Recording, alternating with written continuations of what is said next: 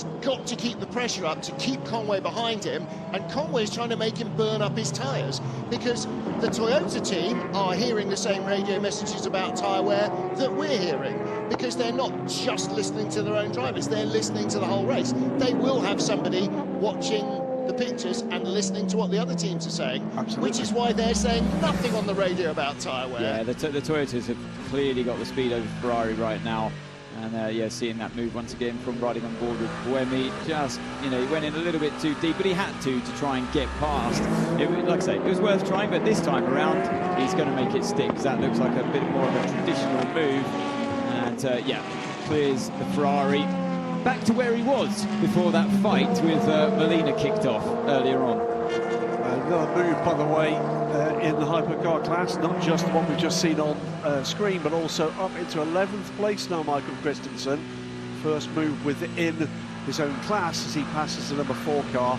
He's now 13.8 seconds back from the second of the Peugeots. But being warned about track limits as well, so he's had to wander out wide to get by, and here comes Buemi. This will be very close now. Buemi's going to think about going down the inside.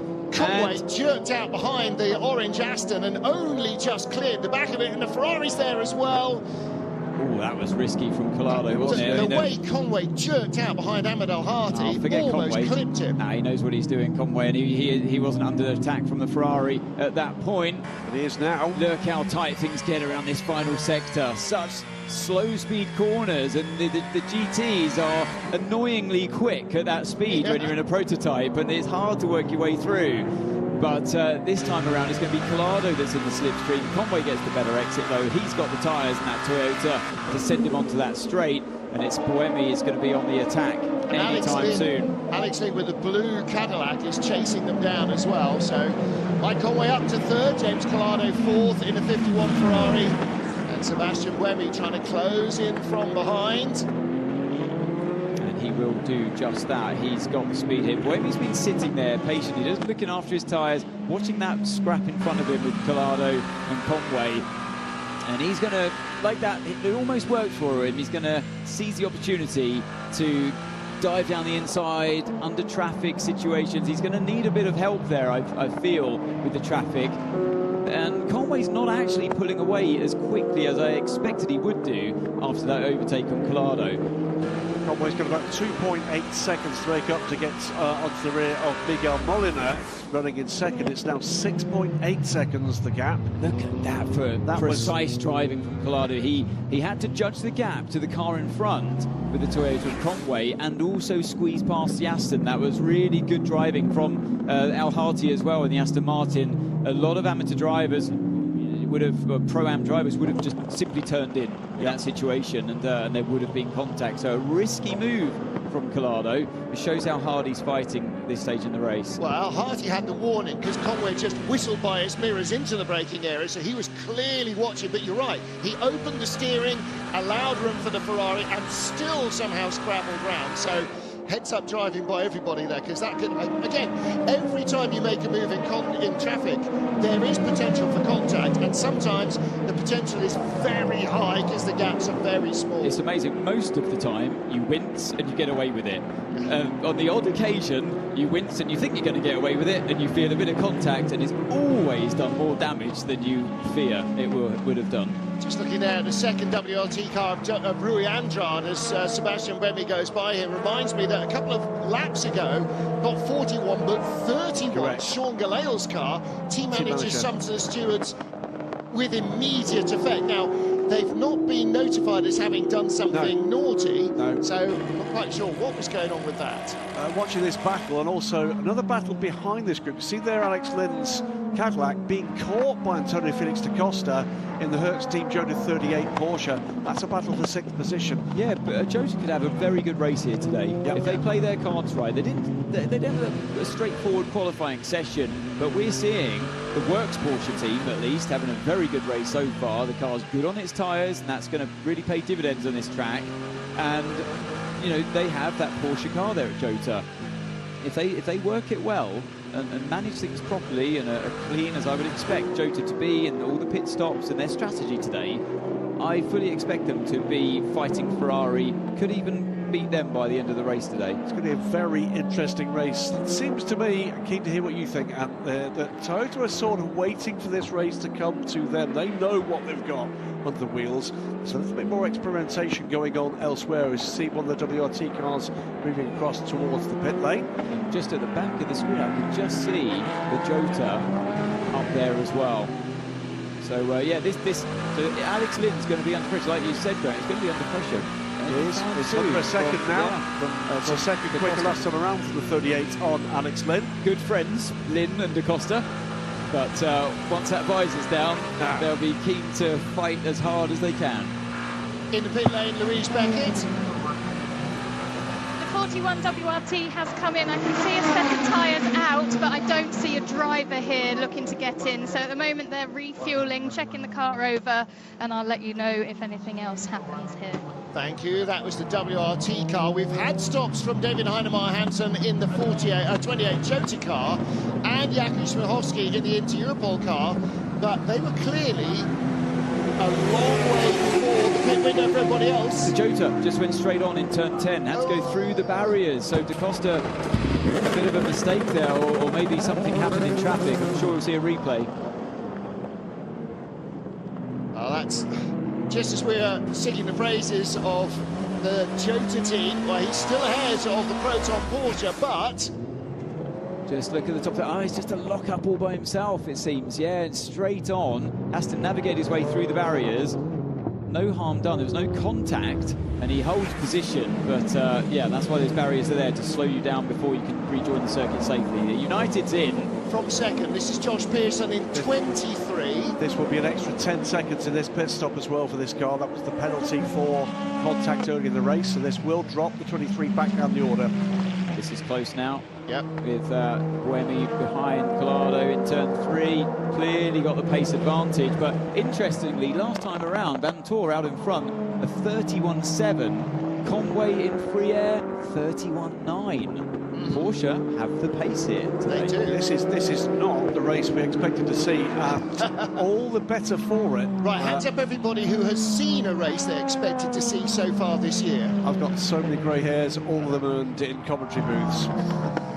Danny Kvyat in the pit lane as well in the 63 Prema car, so that's to get him out from behind the number 9 car. They're trying to undercut that familiar Formula 1 tactic, but basically starting getting in early on the pit stop strategy, and you may well find that the 63 car was always planned to come in a lap earlier.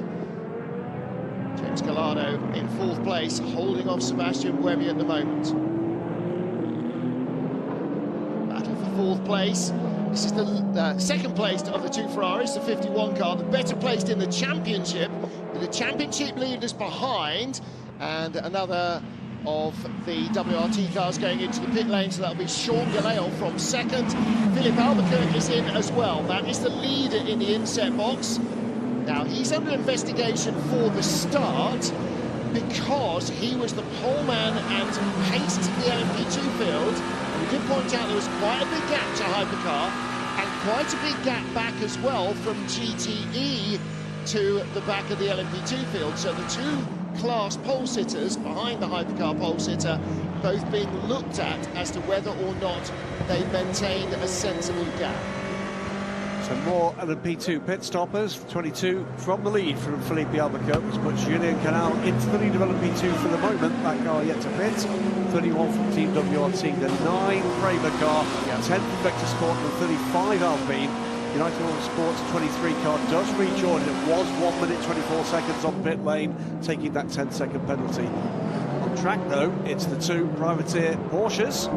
This is the battle currently for 7th place. Harry Tignall in the white Porsche, the Proton Porsche there, driving a brilliant race so far. And actually now, after that lock-up from Da Costa, putting him under immense pressure. So 2 very similarly paced cars here.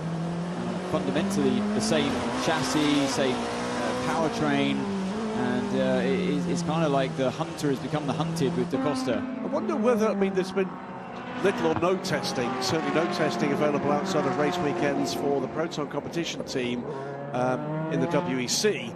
This is a brand new car this weekend. This is their second chassis. The car we saw at Monza went on to run in the IMSA WeatherTech Sports Car Championship. We'll do so again next weekend in Indianapolis. That must be an advantage for this team learning here, just having more track time, albeit not in the WEC, just learning more about the car, the systems, the performance, the opposition for that matter, and it certainly shows a lot of confidence there from Harry Tingle and what he's got underneath him. Well, Tingle and Da Costa, two very closely paced drivers as well. I'm too slow, so I don't think, to be honest, it makes sense to stick to the same strategy. Copy. Just to update on Mike's times, he's now in the high 31s in clear air. So Mike said there's a big influence being behind the Ferrari. So we can use energy, as much energy as you need to try and get past. We're still doing a lap longer than car 7. Yeah, very interesting. Yeah, from Buemi there. It's funny, you're in that kind of invisible barrier when you're behind another car, and it can affect things like his engineer was saying. You know, Conway, once he got into free air, has obviously come on the radio to say, oh, you know, the car's come alive now, I can carry more speed in corners I didn't think I would be able to, because you're driving in that turbulence constantly. It helps you in a straight line, that lovely, you know, free air, that car's punching an air a hole through the air, and you get the benefit of that like he is here behind Molina, but you don't want that in the corners. It takes away your downforce. And so Buemi's now, is that Buemi just getting through? Yes, he has. He's finally done the move into turn 1 and Collado. Now, did something happen in traffic in that final sector to help him through? And Conway trying around the outside of turn 3. That's going to be a hard one to make stick. He doesn't. But just goes to show the Toyota's really starting to turn up the pace now. That's it. I think I was going to say, what, 5-10 minutes ago, the different phase of this stint now for these hypercars, coming towards the end of that, and all of a sudden, everything they know about what they've got underneath them. It was the traffic. It was the traffic around that final corner. That's what gave Buemi the chance. Got into the slipstream and sent it down the outside, switched over to the inside. The turn 1, brilliant stuff. This, and I think, is where the experience here pays, and experience with this car pays as well. They know what they've got under them, not just at the start of this race, not just after 20 minutes, but at every phase. It's coming into their hands the longer this race goes on into these stints. The tyre wear is going to be hard to manage, and the Toyota drivers and the team know exactly what was coming their way. They've had, all the teams had very limited time, like we said before the start of this race today, almost no understanding of where the tyres were going to go in this hotter day today on full dry conditions in these longer stints. And Conway now in a very powerful position here, gets into that slipstream of car 15. Molina's got the inside covered. Conway really wants to get on the inside. He's forcing his way to do that, and that was perfect. And that's surely, if he doesn't outbrake himself, which he just about, he does, though. They're clapping too soon, I feel. Yeah, because Ferrari's got back on the inside. This is now, from anything else, he was outside track limits as he made the pass. But I think he still had made it without going outside the white line. I think he might have still had 2 wheels on a bit inside the white line. I think it's going to be okay. 2 wheels is okay on that pass. So that was we'll really. Have to have a look. Well, that was really well. I thought that was really well managed by Conway. He was determined to stick to the inside. He didn't want to switch to the outside. It's hard to overtake in that situation, and he had proven that before early in the race. So that was perfect, using his experience. Molina did the right thing, parked the car on the white line. Arguably, he could have gone even further. Should have. Because Conway was he was determined to get through, and he's like, Da Costa's off. Trying to go round, and that is the Alpine that was just coming out of the pit lane. So the Alpine has just stopped, and Da Costa going around the outside of him, and the Alpine clearly thought, oh, where's he gone, and moved left. Wow, that was close. So quick thinking by Da Costa. I'd love to see a replay of that one, but another lockup. That's a into proper turn 10. Code Brown moment there, isn't it? Well, of course, he's just gone off, so there's muck on the tyres. Here we go. So round, goes around the outside. And the Alpine goes out wider. Saw him in the mirrors, expected him to come up the inside. And of course, there's grass and muck and rubbish all over Da Costa's tyre, so that's why he's locking up the next couple of corners. That's really difficult, that one, through turn 8. Let's catch up with this, because GTM is all over the place. The Kessel Racing Ferrari is in 4th place. Ian James now up to 5th in the Northwest Aston, which is the blue car. Then Christian Reed is up to 6th place, because he's got ahead of Ahmed Al-Hadi, the orange Aston, and then PJ Hyatt in the green Porsche Rexy, the T-Rex stroke Godzilla livery car. He is in 8th place in GTM, ahead of Koizumi Hiroshi Koizumi in the 21F Corsa car. Yeah, First race in WEC for Fuji-san. We've been seeing him in the Michelin Le Mans Cup this season. It's a big step up for him. Webby last Thomas Floor stays in. Webby, by the way, was complaining before of being too slow. His last lap, he's into the 31s. Now he's in free air. Yeah, cars work better in clear air. That's how the wind tunnel works, but that doesn't always help. Scale of the task for the Totas is it is 14.2 seconds, the gap between Lance van Ter after a stellar opening stint in the number 6 Porsche and Mike Conway. And about 20% energy left for most of the cars. Now, some of that will be electric state of charge, some of that will be battery level, but we've still got maybe another 3 or 4, maybe even 5 laps before we see cars in the pit lane. But Louis just reporting that Porsche is ready and the race leader is in, Lawrence Van Tor. Louise, maybe a little early. The number 6 Porsche Penske has just stopped with the team. Refuel. But no driver ready, so I believe he's going to stay in. Right, we will watch the pit stop and see whether they take tyres, but Porsche in early, and still with nearly 20% fuel in the tank, so... It had over 20, it had 21%. Well, that was going up again. I was about to say, no, he was, when we saw the energy readings earlier, about to say, not only is he leading the race, but he'd been economical with that energy as well. He was amongst the top 2 or 3 in the class, albeit he's not had to defend with close contender. Here we go. Right, does he go all 4 wheels over the white line? No, it wasn't. From there, so no. that was a brilliant move. Does he cross the pit exit line? Let's take a look. No, that doesn't matter. They can go on the inside for the overtake. So no, that was perfect. Textbook stuff from Conway, and he just sticking to the inside was absolutely the right thing to do. Just about got it stopped, didn't he, at the apex of 1. Louise. Just to follow up on that number 6 pit stop, it was left side only. They've got medium on all 4, but it was left side only change just then. All right, thank you. So, were they forced in for tyres? I mean, that seems unlikely. Yellow car in the pit lane, and that will be Claudio Schiavone in the 60 Iron Lynx Ferrari. And here comes here comes Amadou Hardy back at Christian Reed, trying to regain what is 6th place. What is 5th place, and he has to and Christian Reed goes back around the outside. Some great battles as ever. PJ Hyatt right there as well now, closing in that green Porsche. Yeah, it's the other car involved there. We see one of the Totas coming through too in this traffic was the 23 United Autosports car. Despite that 10-second additional penalty in that pit stop, Josh Pearson did retain 2nd place, so it's still at a United 1-2. If anything, Josh Pearson is closing down a little on Felipe Albuquerque at this moment. And he's a little opening the gap on David Heinemeier Hansen in the 28 Joti car in 3rd. Well, we're expecting the remainder of the hypercar field to do another 3 or 4 laps before they're in the pit lane. So again, if Porsche were more economical on fuel and leading and maintaining the gap, yeah, once they're up to normal racing conditions, so without the start procedure like we've had for this. Oh, and that's the 28 car, David Heinemeier Hansen, spinning right in front of the Hertz Team Jota hypercar. 3rd place it was at that point for DHH. He's going to get back to the track. Now that is not something you usually see from David Heinemeier Hansen. Was there another car coming up to speed? Not long since they went up to the pit lane. Well, nearly their own hypercar. Look in the background. It was his own car. It was a 38 hit him. Or was it? Or was it the 38 car hit him? No, it was the 38. No, so he's going to turn in, and there's Da Costa just on the inside. No. Oh. So that was you know what I said about Collado earlier on? That's what can happen at turn 10. And trying to weave muck off the tyres, scrub it by rubbing them sideways. Here comes the 93 Peugeot.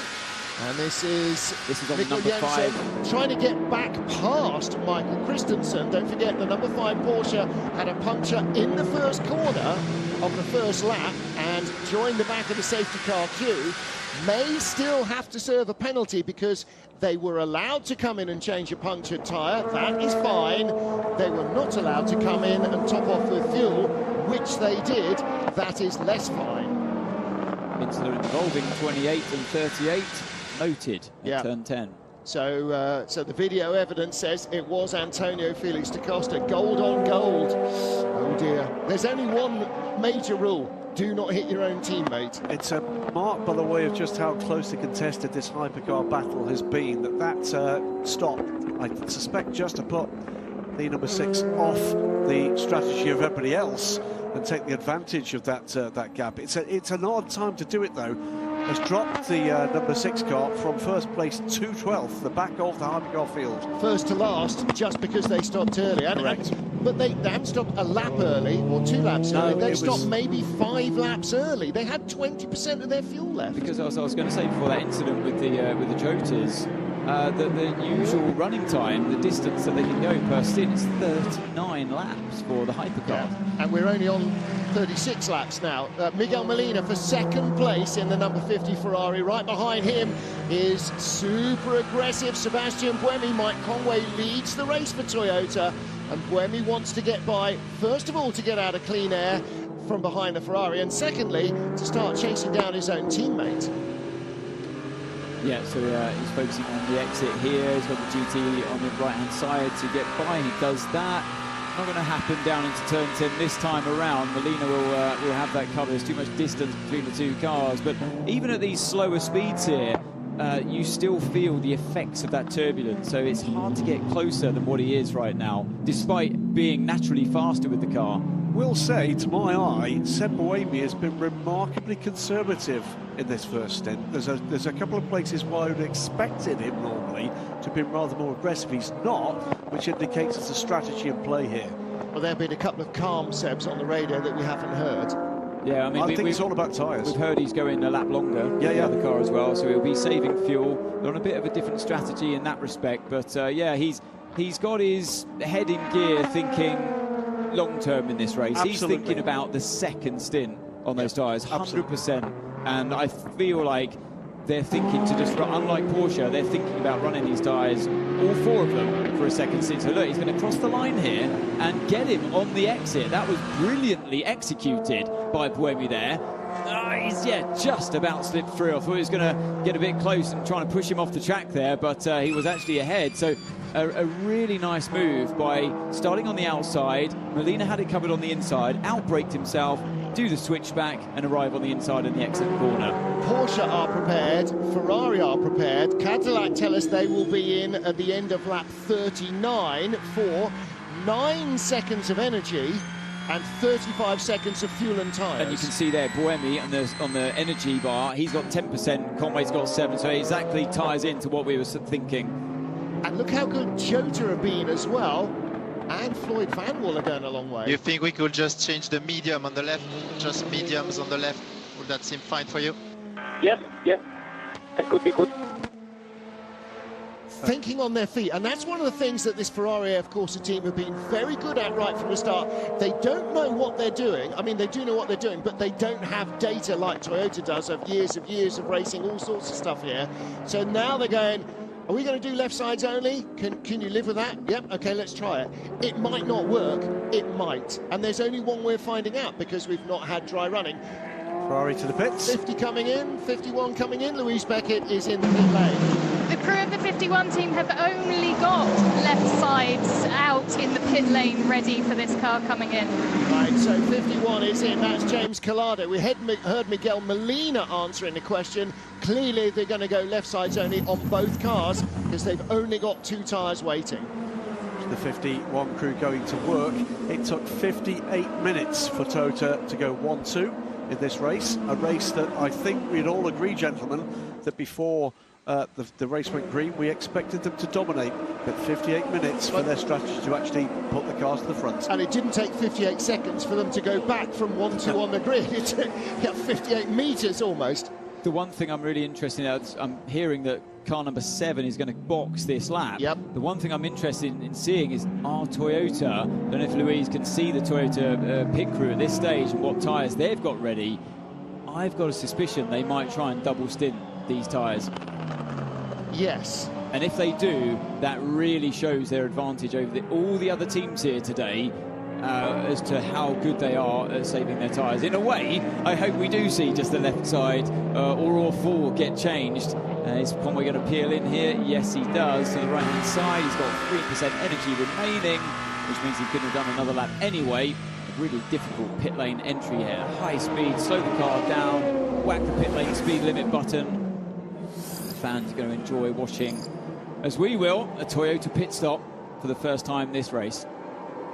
Yeah, Toyota 1-2 as we arrive at the first round of pit stops. They were 1-2 on the grid, nothing's happened. So there are two different things going on.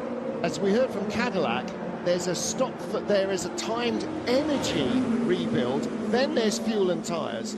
There are tyres lurking around. I can see one or two. Well, the thing now, because they don't have to be preheated, aren't allowed to be preheated, you can have them there and they won't lose any temperature.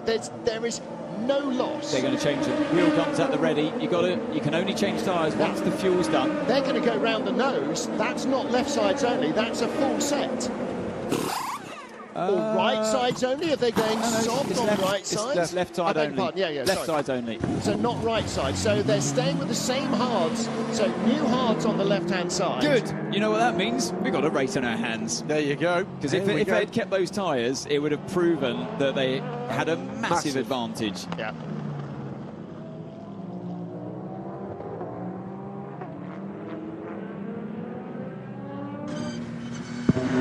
Louis Beckett in the pit lane. 2 tyre change for Ferrari, 2 tyre change for Toyota. Yep, and it's happening across the board. The 99 Proton competition Porsche, they've just changed left sides only. I can see the number 5. Porsche Ferrari has also only got left sides out in the pit lane. Excellent. All right, so as always on a clockwise circuit, it's the left-hand side that does a lot of the work. All right, there are some heavy loads on the right-hand tyre, but not as much.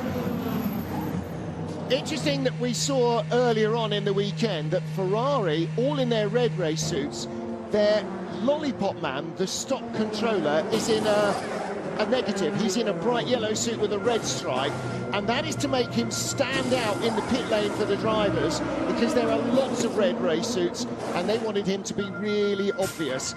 Cadillac stopping as well, charging the energy, which is part of the LMDH pit stop that the Caddies and the Porsches will do, and also then fuel and tyres. You see tyres ready for the left sides of the Ferrari as well. You can't do that until the fuel hose comes off. That's why teams rehearse this stuff so much, to save tenths of a second. Number 6 goes back across the line. So they've not the leader yet, because the number 8 Toyota is. They've offset themselves by 5 or 6 laps here in this race today, haven't they, Porsche? I wonder if they're trying to avoid a splash at the end of the race. They could foresee that coming. That is the only thing that is their back timing full stops from the end of the race. But they've given up track position and the lead in a race where we will never get through without safety cars in any normal year. But they put themselves back out on a relatively clear track on the tyres, the best they're going to be for a wee while. They've clearly got something in mind, but it's well, they're still, sorry Graham, they are still ahead in track position terms. They're still ahead of Mike Conway. Yes. So that's the race we're looking at. Buemi's still yet to pit in another 2 laps or so, I believe. But Vantor lapping in 132. Look at this though, the 2 Ferraris. 2 Ferraris fighting each other very hard. This is Collado trying to go by Molina. 7th and 8th, but with the top 3 in the pit lane. So this is again the battle for 3rd, effectively. 4th, maybe. This again is something that Johan Davidson have been talking about for about a year on this broadcast, which is it is about the battle between the teammates, and in this case the battle's been given the best strategy to attack Toyota. Now the problem here is the crew of the 50 car cannot win the driver's title. The crew of the 51 car could. So it doesn't matter for Ferrari which car is ahead, they'll score the same points. It matters for the driver's title battle though. That's going to be swapped around. Toyota Toyota's Mike Conway under pressure from Cadillac's Alex Lynn for the first time in the race. That's really interesting because the Caddy has got right up behind the two Toyotas, and there's the Jota Porsche in the mix as well. This is for position. Yes, it is. The Jota car on its way out of the pits. These three for position, in fact. And this has come because of a quicker pit stop for the Cadillac. And so Buemi is in trouble here because he's just exited the pits. No tyre warmers, of course, so he's in the way a little bit at the moment, and got very close with his teammate, actually, as he exited the pit lane. But he's got to try and stay ahead of this car here we're riding on board with, of Alex Lynn. I think he will. He should be able to get those tyres up to temperature by the time you get to the end of the third sector. Lance Vantour, by the way, is back to the lead as the pit stops wind their way out. 17 seconds to good for Mike Conway. 1 minute 14 in the pits for Antonio Felix da Costa's Porsche. 1 minute 14 in the pits for Alex Lynn's Cadillac, compared to 1 minute 22 for Mike Conway and 1 minute 21 for Sebastian Buemi in their Toyotas. So the LMDH cars are stopping 6 or 7 or 8 seconds shorter time in the pit lane than the Le Mans hypercars for the same number of laps. Other than Lance Vantour, who took longer despite needing less fuel. Yeah, 1 minute 20. Here comes Buemi on da Costa. Oh, that was da Costa's too wise to that one, and had the inside covered in just drifted over casually to the right-hand side, made Seb back out of it. An hour in and 5 hours to go, just under. First round of pit stops completed. Still no clue who's going to win this one.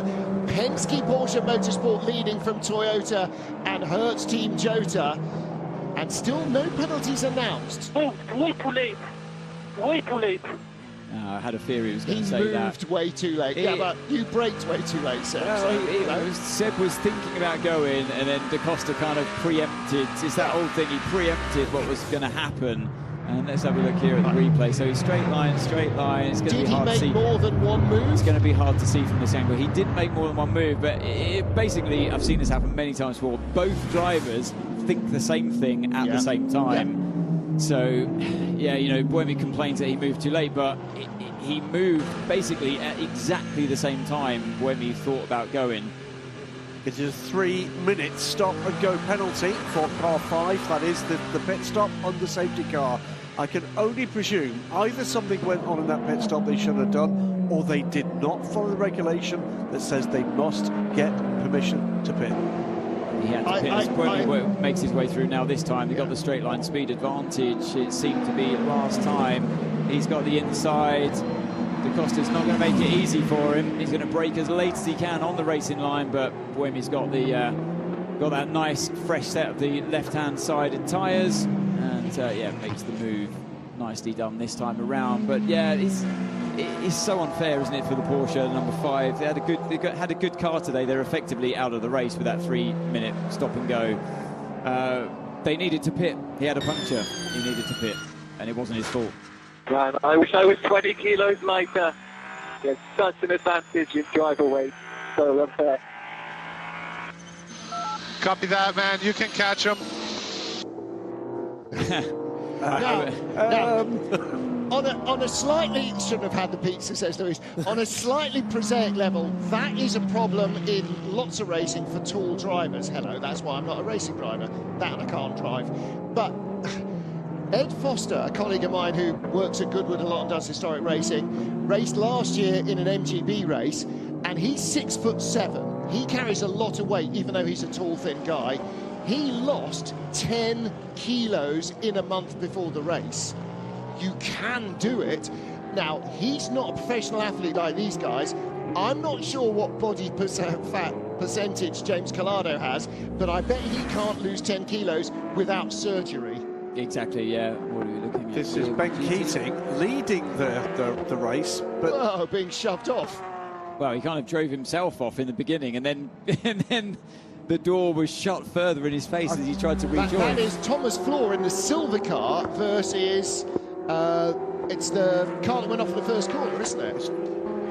It's the 54 car. Yeah, but there's been a driver change. So Francesco Castellacci has taken over from Thomas Floor. Unlapping himself from the bronze driver, Ben Keating, who leads the race now. Yeah. Because the 777 car has switched to Satoshi Yoshino, the bronze driver, started by Tomonobu Fuji, their gold driver. Second place car, by the way, in the class, number 98 Northwest AMR car, is on pit lane now with Ian Jones. Here is the 5 car, taking that 3-minute stop and hold.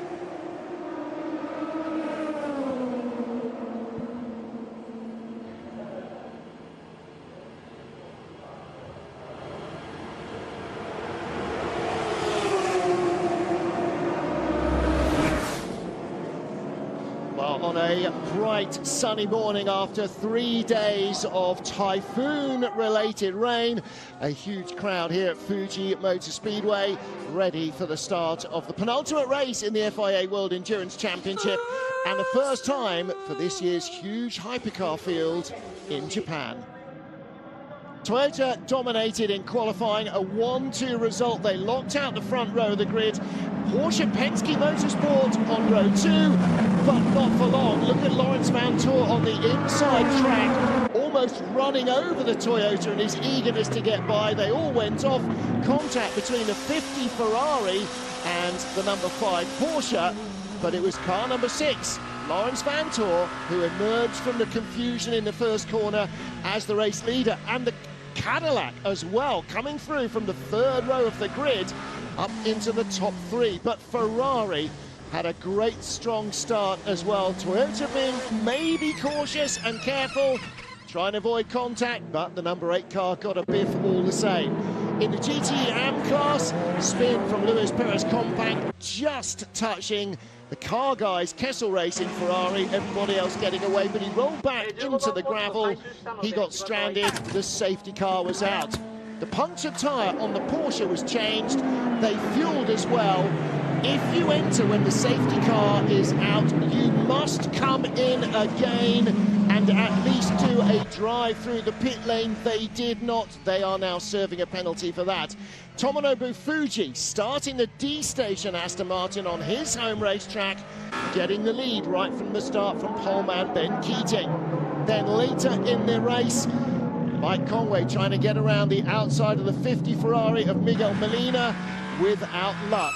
This stage, Ferrari holding off the Toyotas. Ben Keating and Sarabovi battling as ever for second place. Keating outbraking himself and giving it away to the the Porsche driver. Antonio Felix da Costa and Harry Tingle in the 2 privateer Porsches, working their way past the Peugeots. The 94 car being driven by Loic Duval, also being held up by his teammate. They swap places, and then Tingle and da Costa both moving up as the Porsches got into the meat of the first stint of the race. And then the first crack in Ferrari's armour. Mike Conway down the inside of James Collado to go by him, followed by Sebastian Buemi. Buemi on the outside line, slipstreaming past on the straight, making a fairly conventional pass, but Conway having to work much harder to get by the 50 car Miguel Molina. At this stage, this was the lead battle because the number 6 Porsche was just about to pit. 6 coming in from the lead early, and the number 8 Toyota also taking advantage at turn 1 and squeezing by the Ferraris as they worked up towards the first pit stops, nearly at the end of the first hour of racing. They can't quite run an hour in hypercar, so short stints are going to be the case. Number 6 Porsche is now back in front after the first hour and a quarter nearly of the race. But again, that early pit stop for the number 5 car, it wasn't that they came in, it wasn't even that they fueled, it's just that if you do come in under duress, you must come back in again when the track goes green. They did not understand that bit of the rule, and so they've served a penalty. And while all the replays were going on, problems as one of the... okay, so that's Miguel Molina going off. Yeah, he's gone on. He's outbraked himself into turn 1, and that's allowed Collado through. So Collado was complaining earlier on that he didn't have the speed to keep up with his teammate, but now he's in front. and no further action for the start between cars 8 and 50. So that was the contact between Molina and Sebastian Buemi that we saw. I can't believe that Ferrari hadn't, in the 3 minutes we're doing that highlights, actually swapped their cars over. The 51 car needs to be supported. It's the only one that can win the driver's title. Either car will gain Ferrari maximum points for the manufacturer's title battle, which is just as tight.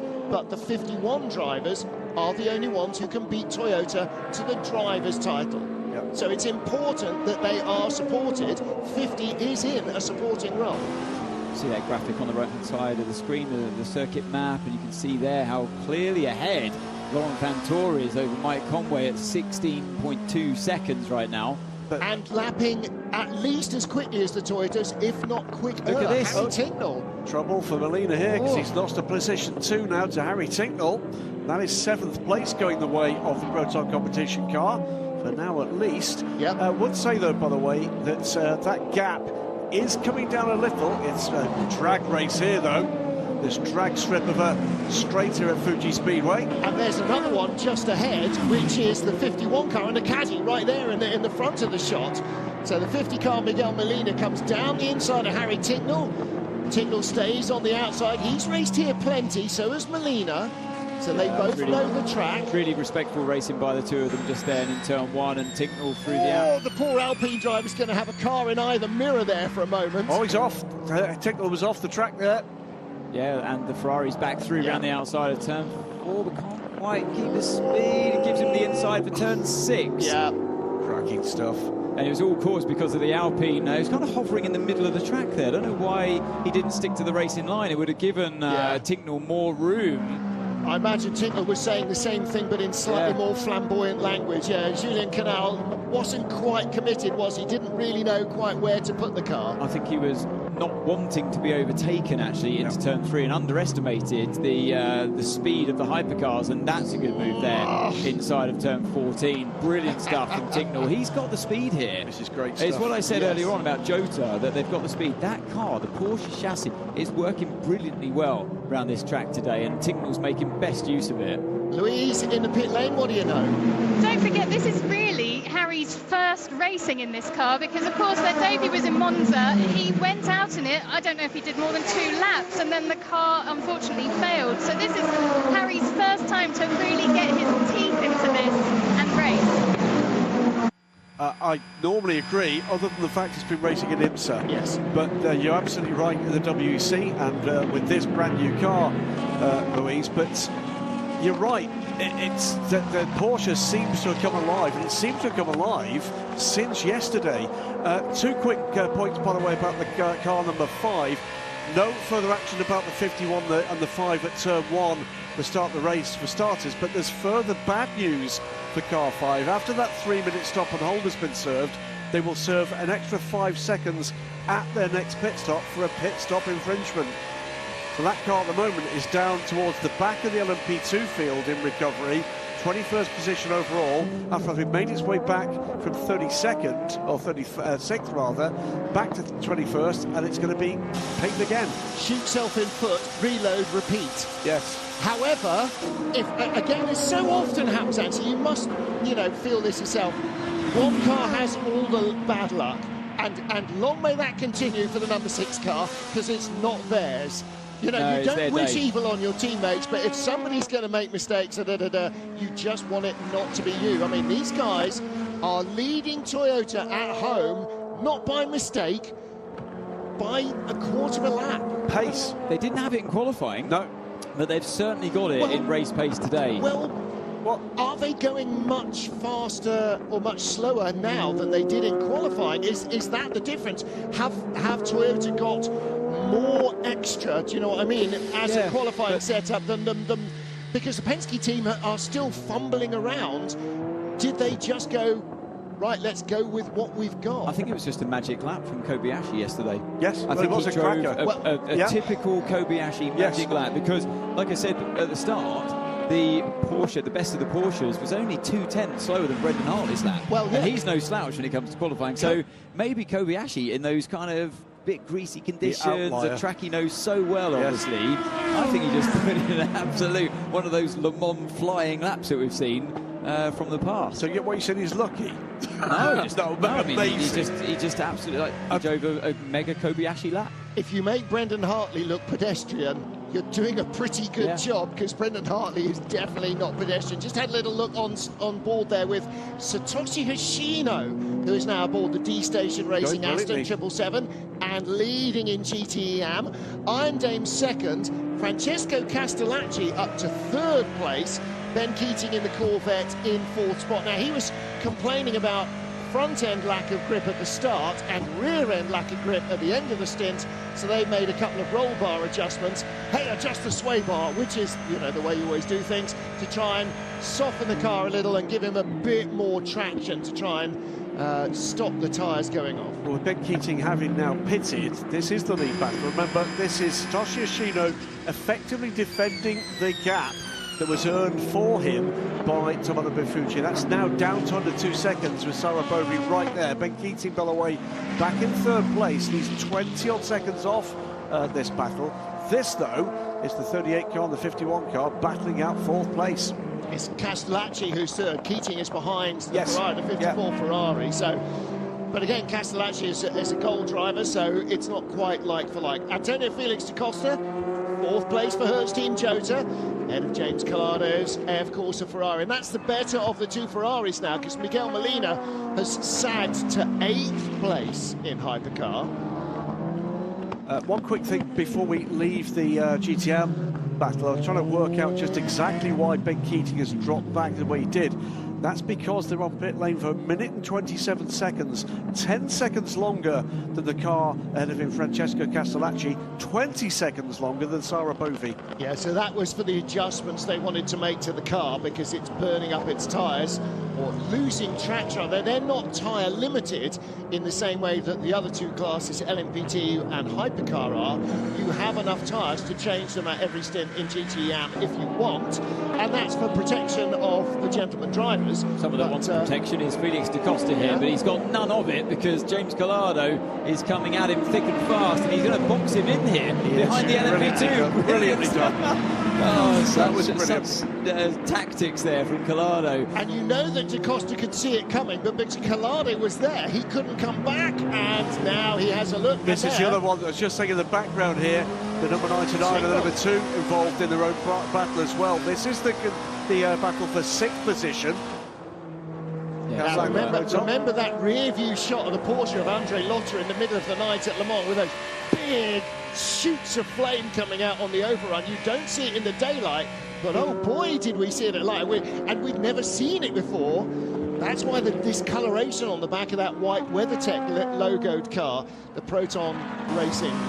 So Felix da Costa slowly slipping backwards, gets overtaken by Collado and the Ferrari, and then you've got Lynn being overtaken by the Proton of Harry Tinknell, who's really moving forward here. Tinknell 2 seconds behind da Costa and lapped 1.5 seconds quicker on the last lap than da Costa. Let's hear from Laurent Fantor, the leader. Yeah, Lawrence, you're doing a really, really good job here. Pace is still as good as anyone's, so gap is relatively stable to Toyota. They're now on a similar strategy to us, tyre-wise. New code 160. Well, same strategy, but Porsche stopped at least 5 laps earlier. They did. So for me, that's not the same strategy. Tyre-wise was the key word there, so offset. left sides only. Fuel-wise, they're offset. So at the moment, he's driving a lighter car because he stopped earlier, burnt through more fuel than Conway has done at this stage of the race. I'd like to see that energy graphic again. That would be nice and handy. But the gap has come down to 14.6 seconds. When they started, it was at 16 plus, so it has slowly come down. Conway's eking away at that, but yeah, I think his engineer's right. You're pretty much matching them on pace, albeit, like I say, in a slightly lighter car. And hearing from Collado, his moan about weight of drivers, it does make a bit of a difference. But the one thing in terms of fuel weight compared to driver weight that's different, the fuel weight sits in the middle of the car. Yes. So it's in the perfect weight balance for your weight distribution. And as it goes down, your weight distribution doesn't really change. but for a driver weight, it does. So a heavier driver actually has around 20 kilos, he said. In these cars, it can be round about 0.5% further forward weight distribution for a heavier driver. That's one thing that a heavier driver always forgets. You'd always take the weight advantage, obviously, always, but it's not like saying, I've got 20 kilos less fuel in the car. Because sometimes, especially on a track like this, that's really hard on the rear tyres, you want a further forward weight distribution. It stops the car from being more twitchy. Drive-through penalty is going to come for Antonio Felix da Costa for that clash with the team car in LMP2, turning David Einmar Hansen around. Is that him? That's the drive-through. Takes it immediately. And that moves Harry Tincknell up to 5th place now. So Porsche's 1st and 5th, Toyota's 2nd and 3rd, Ferrari 4th and 7th, the Cadillac in 6th. That's the incident you see in the background. There's the incident being penalised. I'll say this, and I don't believe I've ever had cause to say it before about Antonio Felix da Costa. It's been a pretty ragged start to the race for him. It's what I said about Buemi and Monza, Graham. This is an out-of-character race. Completely. For da Costa. Da Costa always epically quick and usually absolutely error-free. It's not been the case this stage. What you were saying is absolutely true here, and is the Porsches are coming on strong here. At the moment, it's been mistakes that have made the difference to the Hertz Team Jota's position on track. We're just on board there with our LMP2 leader, Philippe Albuquerque, and you can see on the driver information screen white flags being shown to the driver coming down the pit straight. Now that means a slow-moving vehicle. Usually it means there's a rescue vehicle or something ahead of you, but that is to cover the exit of a hypercar from the pit lane, because as we saw at Spa particularly, when they're on cold tyres or coming out of the pit lane normally means they're on cold tyres, then they are very, very slow, in road car slow, kind of slow. So although that wasn't because it was a drive-through, and you know, if it's a penalty, you won't be necessarily on cold tyres. That's why the white flag was there. Here comes the 50 car, Miguel Molina on Alex Lynn to go by him for 6th. And taking candy from a baby, he got a good run there, and you heard the hybrid coming in really quite early onto the straight. That gives you that half a step that you need to just continue that momentum down into turn 1. Well, don't forget that the hybrid is is combined now, so when you get the hybrid, in inverted commas, boost, that's true. You get a depletion of the ICE, the internal combustion engine. You keep the same power. All you're doing at that stage is using less fuel. 63 into the pit lane. Now then, this is an early stop for Dorian Pain. And a driver change at WRT. Rui Andrade is out, and Zach Kubica getting in. This is about right. This is about right. In fact, as I say those words, Felipe Albuquerque comes in from the lead in LMP2, which he's held from the very beginning. Before we move away, though, from hypercars, we watch driver change underway at United Autosports. Just wanted to say a quick word about Lawrence Fantor. That gap is beginning to come down 10th by 10th. Wanted to say, though, what a spectacular move that was to grab the lead in turn 1 at the start of that race. Absolutely magical. He was absolutely going to make that move as they came out of the final corner, never mind when they went across the start line. He was almost pushing Conway. Yep. He was so close behind car number 7. When you know you're fighting a car that's got the edge, you are going to take more risks and be more forceful to get yourself into the lead, the track position. So, you know, you have to get into the lead and then get your elbows out. When you're in the faster car, like we saw with the 2 Toyotas, you can afford to bide your time. And the Toyota's experience really showed there. They didn't lose their cool when they got overtaken by the Ferraris and the Porsches at the start. They knew they got the speed to make this good later on in the race. But it's the complete opposite when you know you're fighting an uphill battle. You'll do anything. You'll take extra risk to defend your position and also to gain a position against a faster car. Look at this moment, poised the United Autosports crews. They've got 22 and 23. The top 2 in LMP2 are in. Sean Gillial in the 31 car is in. Number 9 from Prema is in as well. Not the cleanest of pit stops there from the United Autosport team. The left rear wheel man whacked the side of the car. It was lucky not to cause any damage to the left rear wing there. Yeah, it was the rear wing upright, wasn't it? Got a bit of a clatter for the wheel. Robin Frines taking no, Sean Gillial, no, it is. I'm forgetting my helmets now. Is it Sean Goel? No, Robin Fries, it is. Taking over. Yeah, they often do that. Habsburg in the white T-shirt in the back. They he often normally do that does the anchor leg. They often do that at WRT, where they start with Sean Galale. Well, don't forget, that's a double stint now, because this is their second stop at the race, even though we're only an hour and a half in. Actually, nearly an hour and a half in. That's not bad, is it? So, again, Alpine's Julian Canal stays out. Stoffel Van Dorn, just a reminder for those who haven't caught up with the action so far, in at Peugeot in car number 94. So he returns to the World Endurance Championship. And pit stop of number 25 under investigation. So switch there between the two WRT cars.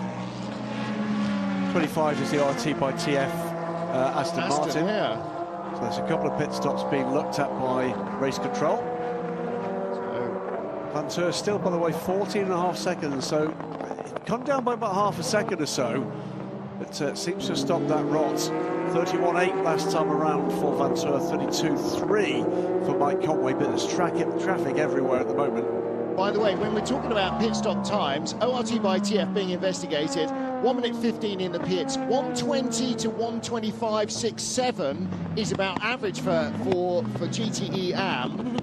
1 minute and 8 for the Iron Dames. Yep. What did they not do that everybody else did? Why did they spend nearly 20 seconds less in the pit stop?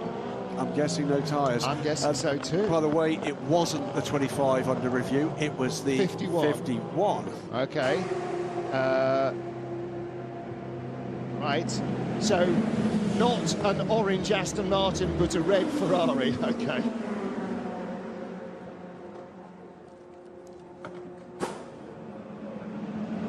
Le Mans winners into Europol are in the pit lane for LMP2.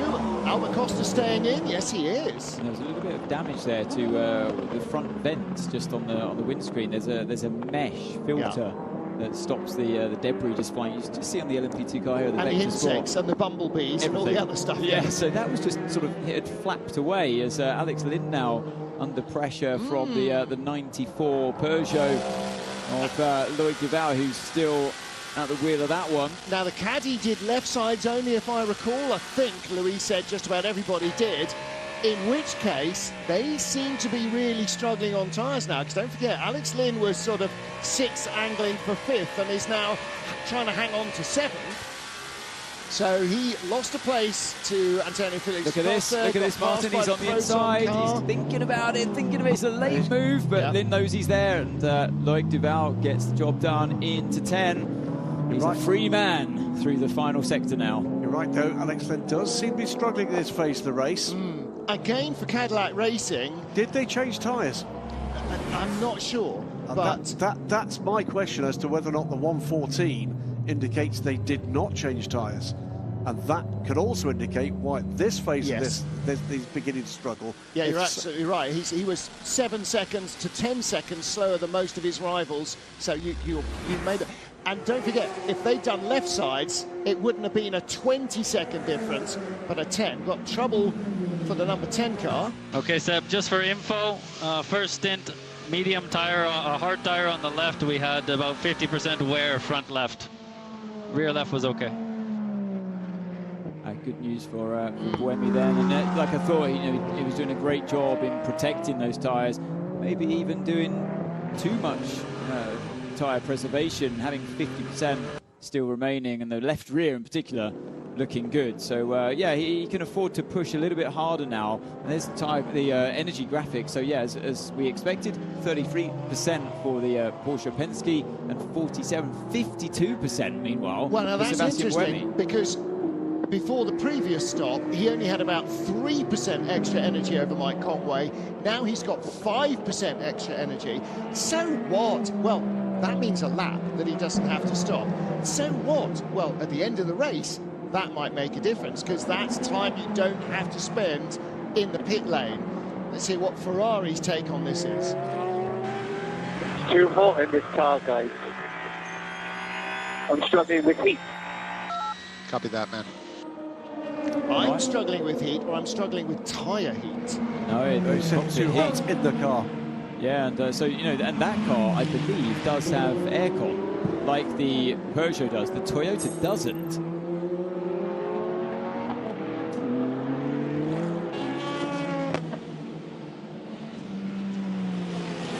Philip Albuquerque, Phil Hansen did a great job yesterday getting the 22 United on pole, and you've put in a great run so far during this race.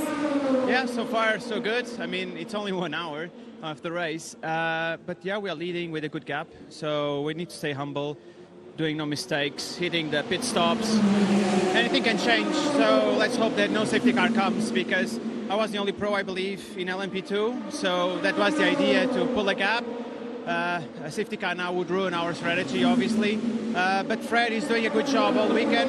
So again, it's a team effort. So my teammates and myself, we need to continue on the spot, because everyone is very competitive.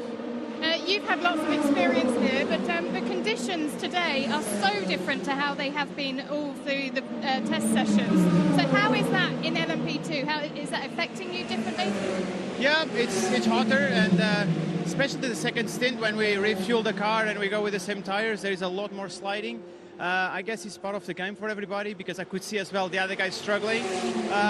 Again, I think we are all on the same boat with these higher temperatures. We're just sweating much more, but again, we were a little bit waiting for it, so I think we are still good. But again, I think we need to see now what's the pace of the pro guys in the other car, to see our true pace, and then see if they can catch back those 30 seconds. Okay, thank you. Thank you. Well, the gap now, Freddie Lubin in the lead 22 United Autosports car over Jota's Pietro Fittipaldi in 28. Don't forget, that car tagged into a spin when David Hannemeyer Hansen was in it by the 38 Jota car. Yep. The gap's 25 seconds, but Fittipaldi, again, pro driver, compared to Freddie Lubin, is lapping about a second quicker. But that means it will take him the entire stint to catch Lubin, and even then he won't have got to him. Yeah, but word up as well for the Jota crew, because they pulled back 10 of those seconds in the pit lane. Brilliant start from what they've done and what risk they've taken with that. We'll soon find out. You know how good the Jota team are. But 10 seconds. I mean, did they just not put a side of tyres on? Yes. That's around 10 seconds, isn't it? Quite possibly so. But again, they've taken that track position again. Make it work. It's given them 3 positions in the overall order. By the way, confirmation and thanks to Cadillac Racing that they did not take tyres in that first stop. So this is what I'm saying about Jota as well in LMP2 with Pietro Fittipaldi. Maybe that's the same strategy that Alex Lynn and Cadillac had taken. So if you don't take that side of tyres, it does take 10 seconds to change them. Yes, it gives you track position and it looks quite shiny when you go out on track in terms of your position, but you can easily lose those 10 seconds and more by your tyres really dropping away and off the cliff. Change for second in LMP2, in GTEM rather. That is Francesco Castellacci in the silver Ferrari going by Sarabovi in the Iron Dames car. Castellacci gold-rated driver, bronze-rated driver Sarabovi, and the yellow Corvette you just saw in the background behind, that's actually her real race at the moment with Ben Keating. Also, by the way, worth keeping an eye on the other car that was involved in that little tussle through turn 1. That is Harry Tincknell. Yes. He is closing James Collado for 4th position. Wow, now that is impressive, because we know they're on the same strategy in terms of tyres, and yeah, they all put obviously the same amount of fuel in at the stop. So that's a genuine race in terms of pure pace with Harry Tincknell and James Collado right now. 2.5 seconds behind. Yeah, 4 cars, 3 classes, fanning out 4 abreast down the pit straight. It's the number 4 Van Wall. That car back in, what is that, 11th place, and off the lead lap now, by the way. What happened to you can see the driver shaking his head. Ryan Cullen getting into number 10 Vector car. I don't know, we didn't catch up with that. It looked like it wasn't starting. Yeah. He was like really angry in the pit lane. I mean, not that he's not often really angry in the pit lane, but he was really But they are, they're still 8th in LMP2. I don't think they're a lot higher up. That was Gabby Aubrey who was in the car. Yeah, Gabby Aubrey, by the way, aboard the car now, got his first taste of what may well be another addition to the hypercar order next year, 2024, when Vector Sports hope to bring the Isotta Fraschini, designed by Michelotto. into the FI World Endurance Championship, and I gather his first test impressed greatly. So Vector Sports looking to stay with us in the FI World Endurance Championship, despite LMP2 going away for the full season, but to step up to the hypercar class. And while we're talking about the future, don't forget that in about 10 days' time, you'll be able to see the all-access from behind the scenes here in Fuji, with all sorts of extra little bits that you don't get to see in broadcast, including and having dinner with the Toyota boys. A good fun evening. You're going to see them in a new light compared to how their polished PR faces when they've got those on when they interview them at the track. It's nice to instead see of the bickering over tyre wear and let me past, but I didn't have a dessert. Well, I didn't have a starter and you had a beer. That, by the way, is where the 20 kilos comes from. That's where it comes from, not having a starter or a dessert. Back with our Prema boys, or in this case, boy and girl, Dorian Pain ahead of Ben Viscal. So these two cars have been nose to tail the entire race. And again, in 6th and 7th, all right, so they picked up a spot from when they were 8th and 9th, or picked up a couple of spots. But two very closely matched cars in terms of overall driver performance. And again, Dorian Pain, part of the Iron Dames programme, really impressive all season long. She started her LMP2 journey last year and has really come of age this season. Some very, very big stints from her. So, yeah, good to see her making that kind of progress as well. Now, you know, I think in World Endurance, it's not a novelty that we have women in the cars. It's not a novelty that the women in the cars are fast. It's just a fact. They're drivers.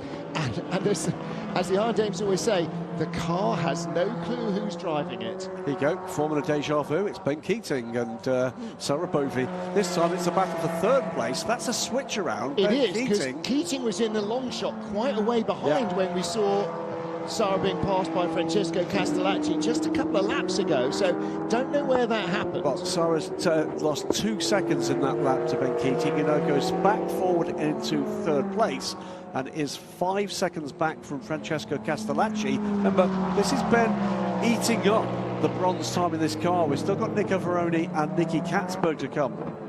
Eating up stroke, absolutely loving his best life as a bronze driver in this car.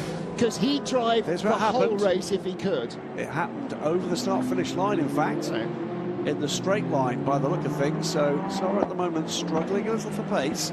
But remember, both these crews have got their silver and gold, in one case platinum ranked drivers to come. There was Nico Veroni in the back of the garage watching. He's suited up and ready to go, and I think he will go in next. That's the way they normally do it, and then they save Nicky Katzberg in case there's any kind of drama at the end. Harry Tincknell goes around the outside of the GR Racing Porsche. That was tight. That was tight. Very tight, yes. He was lucky to avoid contact there with the cars that were around him, and but Ricardo, hit that sausage curb quite aggressively on the underside of the car. Ricardo Pera in the black car, holding off the Ferrari of Alessia Rivera, but in the end, Rivera getting past him. That is Rivera having come from the back, remember, a lap down. But Iron Dames, we believe, double stinted their tyres with no changes, so that's where the drop-off is coming.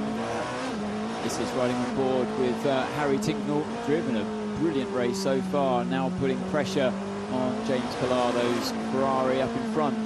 Now, you talked about the fact that the privateer Porsches have not had much mileage here, particularly the Proton team. They only started the race in Monza and didn't complete it, but they are racing in the IMSA WeatherTech series, a different compound of Michelin tyre, but everything you do while you're racing informs what you do the next time you go racing. They are making real progress with these cars, and they are starting to look very competitive now.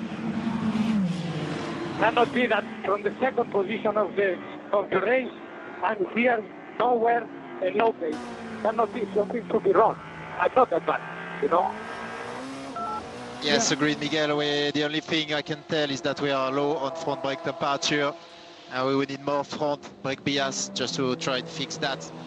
That might help you with consistency in the braking, but being on the wrong compound, mate, we don't have any other clue. We just think we choose the wrong tires for that state. I was confused by his lack of speed as well. Exactly what he said. You know, we started the race, we were good. I was ahead of the sister car, no problem, running in second place, fine, with free air behind me. And now I'm suddenly really struggling for pace. That's not me. Something's happened here, and he's now 13 seconds behind James Collado. Now, they were the only car other than Toyota that started on hard tyres. If they've done left sides and gone to mediums, which is the wrong tyre? Is it that they shouldn't have stayed on the hard, or that they shouldn't have gone to the medium? Now, obviously, they know that, but we don't. So we're going to wait to see now what they do at the next stop and see whether they go back to hard or all to medium. One other quick thing, we're watching how Harry Tinknell is eating up this gap to James Collado ahead. Remember, this is H having done almost 2 hours. It's an hour and 45 minutes now under the wheels of the 99 car. They still have 2 world champions in the garage. They've got Jimmy Bruni, multiple world champion. They've got Neil Jani, world champion.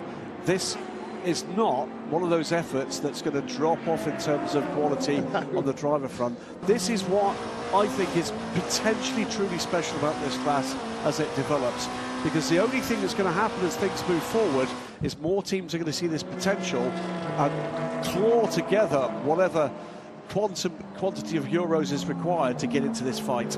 And so many really, really good drivers are clamouring at the gates. The Barbarians are at the gates. They all want to go. Everybody is excited about hypercar, and everybody is excited about Ferrari versus Porsche versus Lamborghini versus Toyota versus BMW versus.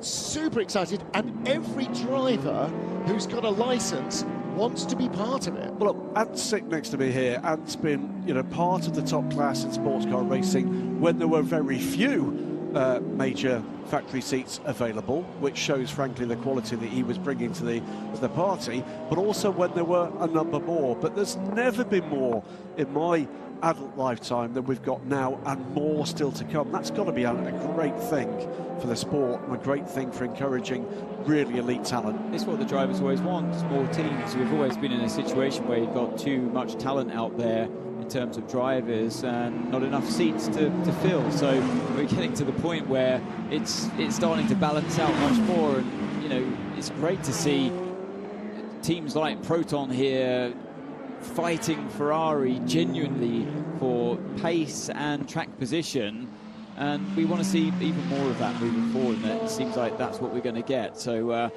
yeah, it's great to have seen this championship on the rise. I was part of that, as I called it, the golden era at the time in LMP1, and then it really, you know, it did start to struggle. We had teams, manufacturers pulling out, and it's, wow, what a resurgence we've seen in the last couple of seasons. Yeah, the convergence with the ACO rules and IMSA rules that's allowed these two top-class rule sets to have parity. That's the difference, because you've got cars that are designed for racing in IMSA, like the Porsche, and cars that are designed for racing specifically in the World Endurance Championship, like the Toyota and the Ferrari. For the moment, yes. For the moment. Yep. You know, BMW is an IMSA-based LMDH car. You've got all sorts of different takes on top-class racing coming together.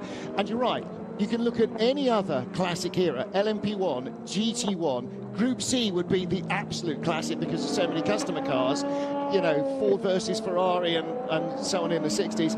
Even in the height of Group C, there were not that many manufacturers. Everybody who was competitive at the front had a Porsche. Yeah, absolutely. One thing to watch for, we're in the window now where we can be expecting to see Laurens Vanthoor back down pit lane. He's towards the end of what will be a full stint. Wasn't a full stint when he came down pit lane the first time. We think that was strategic, but we're now in that window where we're not far away from a full hour. In fact, we've gone beyond the full hour. Yeah, we're looking at just over 6 stints today for the hypercars. So yeah, if give or take, you means you would probably usually need a splash of fuel without any safety cars and full course yellows. So yeah, that, I believe that's what Porsche and number 6 were trying to when we get to the energy graphic again, I think we'll see how close he is to having to do that. I don't think he's a million miles away from it. So again, the 38 car pulls out in traffic and is trying to make good on the delays that he's had. It's going to be a very busy pit lane. We have GTE and pit stops underway. We have got LMP2 pit stops starting. So the Porsche may be well advised to come in now before it gets really chaotic. Yeah, we saw the Toyota came in, didn't it? Mike Conway at 4% energy remaining. Yeah. So yeah, maybe there's one lap that he can do where his car's 6 on circuit at the moment. I'm just looking at, apparently he's boxing in 3 laps. He's going to really have to eke out that 7%. Turn 4 at the moment. The gap now 12 seconds with traffic. So he's losing a bit of time to Mike Conway in this phase of this stint. Sorry, Martin. Good news for fans of United Autosports and Ben Keating is that neither pole sitter in LMP2 or GTE AM, which was Ben Keating in GT and the 22 United car, Harry of Felipe Albuquerque, they will not be penalised for the gaps at the start of the race. By the way, it's even better news for fans of United Autosports and Ben Keating that they're going to be joining forces next year in North America as Ben looks to try to come back to Le Mans in LMP2 via success in his home country, which he has had a lot of. We know him in World Endurance audience terms as a GT driver with every car that's ever been made for GTE, but he also has LMP2 championships under his belt. So the Iron Dames are due in as well, and that is Michelle Gatting, the Dane, getting ready. You can tell it's Michelle, even if you don't recognise the helmet colours, because she's head and shoulders above almost all the mechanics. She is not a petite driver. And again, you know, compared to someone like Dorian Power, or even her own teammate, you know, she is tall, and as a result of having longer bones and all the tissues that go with it, you're going to carry more weight, and so she has a slight disadvantage. But you know, 20 kilos? When you're in a car, you don't notice. You don't notice. Fittipaldi is in from second in LMP2, so it is now United Autosports 1-2 as well. The Iron Dames are in as well. They had a shorter stop last time round. We think they didn't do at least one half side tyres. Sarah Bovey gets out. Her time in the car is done. And, or is it? It's normally a double stint is enough, isn't it? But normally they do an hour in a stint. I always thought this is so... There's so much responsibility on the driver, and you're absolutely shattered when you get out of the car. Yeah. And then you've got to turn your focus and attention to making sure for somebody's safety you're belting them in, and you've got to be precise, you've got to be fast, you've got to do the job right. I mean, what a responsibility when all you can think about is, I just want to get out of the car now, and take the helmet off and overalls down, and I'm sweating here. Toyota in, or is that a Prema car? That's Prema's Dorian Pan that was nearly hit by the other Iron Dames car. Look at this. Yeah, number 6 working its way by the putting a lap Jota on Antonio Felix da Costa. Now he will stop before the other Porsche, before the gold Porsche, so he is out of sync, but yeah, he's putting a lap on class rivals. He's putting a lap now. The next target for him, just ahead of the Jota car, is the 9th place 93 Peugeot. This has been an amazing stint for Monstranto. It has, and for the Works Porsche team as well. It really goes to show they've understood this car around this circuit. And we heard them changing rear heave springs in practice. You know, all of that was for, as you're pointing at the screen there, yeah, 1% left on the energy. He's definitely in this lap. Better be. All these things that Porsche have gone through, testing, getting the car right for the race today, is really paying off. And the driver is at one with the car. He's done an amazing job. What a couple of stints here for Laurent Fantor and Porsche, as the Toyota team now limbering up, getting ready for their pit stop. And again, worth pointing out that Porsche Penske are not just running this car in WEC. They have won in IMSA with the car and looked completely outclassed in WEC up until now. So it's everything they know about how to win with this car finally starting to hit the sweet spot. They come in now. The caddy will be in on this lap as well, 4 laps earlier than they were scheduled to do. Driver change, Richard Westbrook will take over to start his first race stint ever in Japan and have tyres and fuel. So full service coming up here. Yeah, driver change, all for tyres and fuel. And so Conway, interestingly, ended that stint compared to the Porsche 11.5 seconds behind. He started at around 14.2, 14.3 seconds. Yeah. So, like I say, really great job from Porsche and Vantor, but they did lose a little bit of time there. Now, interestingly, the Porsche number 6 car came in earlier than we were expecting, earlier than anybody else. We thought, OK, what's that? Are they back timing full stints to the end of the race? Cadillac have now decided to come in on the same lap, and so to put them 4 or 5 laps earlier in than their rivals, and clearly the Jota Porsche is going to do the same. We saw a driver on the apron and tyres on the apron. If not this, then in one more lap, but they don't need the fuel yet. So nice Toyota are running a lot further. So driver change, let's get ready to rumble. This is going to be very, very entertaining. New driver into the car, he knows, and this is the confidence thing, he's getting in for the first time as a Penske Porsche driver as the race leader. That's a whole different ball game. It is, and you know, Kevin Esser is used to this in the Porsche, in the GT category. This is the first time he exits the pit lane as a hypercar driver leading the race, and yeah, it's a huge ask to continue the job that Vantor was doing, and I mean, I'm sure Esther can do it, but you can see the hard work that's gone into that couple of stints. You think? I think there's 2 factors in this race that are probably not what we expected. One of them is that man and what he's done in the number 6 car. The other one is the Proton competition, Porsche in 4th. Aside from that, the form book is pretty much where we expected it to be. Well, and the third one is Antonio Felix da Costa. The what now? Look at the state of the front of this Jota car. So it's the 3 surprises are 3 Porsches. Yes. The Penske Porsche and the 2 privateer cars. There's the Proton car, again chasing the 51 Ferrari. That's for 3rd now. The number 6 Porsche has cycled away from the top.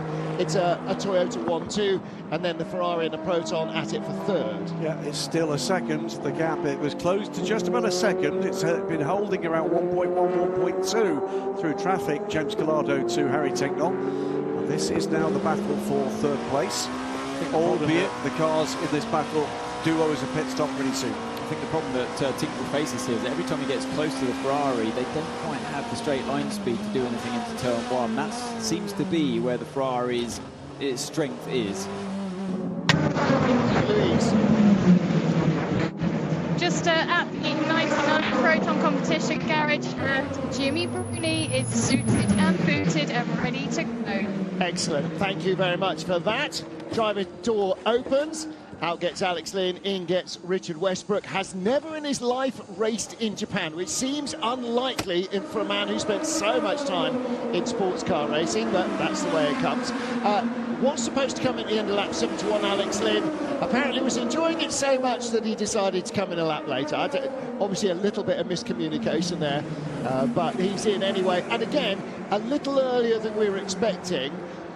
And so are they now looking at trying to somehow jump them further up the order and then not give away track position? I think it's fair to say that the decision they made not to change the tyres on number 2 Cadillac did not serve Alex well in the latter part of that stint. I think they went away probably more quickly than the team expected them to, and it tells a worse story about the potential pace of that car than I think is the reality. Toyota even got their management getting involved in the limbering up for a pit stop. He's only got to watch. Molina, but it's a very Japanese way of it. You know, the management do the same as the workers. And, you know, if you go to the Nissan plant in Sunderland in the UK, it's exactly the same thing. They eat in the same canteen. Same as Delhi Sports Car. We all do the same amount of eating. I was going to say exercise 0. So Miguel Molina out and Nick Nielsen in car 50. Well, Nielsen chatted to him just before they went out onto the grid, and I was saying, you know, what do you expect? And he said, honestly, we really don't know. We don't know about tyre degradation. We don't know how the car's going to work in hot temperatures, on a bone dry track, in bright sunshine. This is something we haven't had all weekend. Well, just put it this way, nobody was walking around the paddock the last 2 days saying, I tell you what, really watch out for Porsches in the race. They're absolutely going to be right. Nobody's absolutely right. Yeah, I think this is fantastically encouraging on every single level. I'll ask this question. We know the cars run to a slightly different specification in the North American Championship, but they are getting race experience with the 963 package. They're learning with every lap those cars turn, whether or not it's with customers or with the factory in both championships, and they are converting that into performance. Of course, as Francesco Castellacci stops from second in GTE AM, and he closed to 7 seconds behind Satoshi Ishino in the D station car that leads. But here is the underlying story. Ben Keating is sitting second now. Willow is that stop. He's 7 seconds back from Satoshi Ishino, but the 777 car and the 54 car have both used, but in one case, the 777, a full stint of gold time, and the 54, Francesco Castellacci, a full stint of silver time. Ben Keating's done the first 2 hours, and he's done. An hour and 45 minutes was all he needed. Okay. So well, that means Sarah Bovey has done her minimum as well, as we get to exactly 2 hours into the race and 10 seconds. So here was your race leader, Mike Conway, after the Porsche had pitted, and Jose Maria Lopez jumps in to take the baton and run with it, as we've seen Kevin Astra do exactly that in the Porsche number 6. And it's you've got to. You asked me this earlier on, Martin. How does it feel? It's a nerve-wracking experience to be jumping in after the race is well underway, and you've got to run with it and basically repeat what your teammates have just been doing.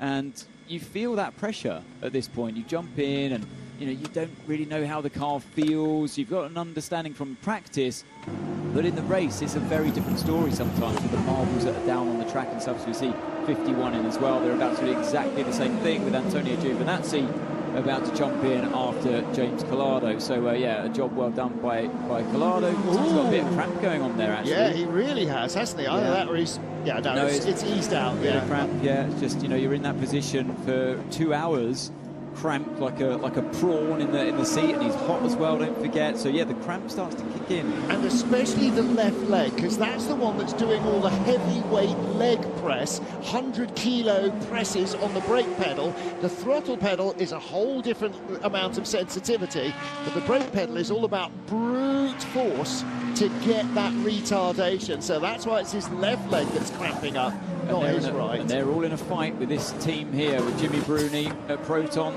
Oh, hang on, what's gone on here? The car's down off of the jet. No, this is a problem here. Steering wheel change, or no, it's not. As soon as I saw the car come down off the jacks and knew they were in trouble. What's he got? Trouble with the belts? Yeah. Can't get the belt. Maybe can't get it to stay done up. Oh, what an elementary Now, you problem talked earlier on where we saw Sarah Bovey strapping in Michelle Gatting. It does not have to be a driver. It can be a driver helper that does the belts, but it looks like the center clasp is not clasping. It looks like it's done now. They've pulled them down. Yeah. So he loosened everything off to get to loosen the belts off, having tried to tighten them. They're still not happy, are they? They're still not happy there. Still not doing up. Is it the lap belt that's not doing up? Well, shake of the head. Whatever else, he cannot leave the pit lane if they don't do up. And you know what, Graham? This is one of those problems you come across with a brand new chassis. Absolutely. Everything has to be bolted on to that monocoque, including all of the seatbelt tethers. And I'm guessing that's what it is, but it's coming in the garage. They're going to have to, because they're spending too long in pit lane. You're only allowed a certain amount of time there. By the way, Loic Duval in the pit lane in the Peugeot 94 from second. Yeah. But this is the point. The pace is pretty close between this top class. Yeah. Right up and down the order. You can see Loic actually just passing the number 99 car now as the 99 does go. What a disaster. That's such a shame, because they had the speed. That fight with Ferrari, I was really looking forward to seeing how the two different drivers were going to do in this stint coming up. But gutting for us, but more so for them, of course. Yeah. Lewis right there, so we'll catch up with them in a moment, but a bit of a disaster for the 99 Proton competition Ferrari, as there's a driver change at Peugeot.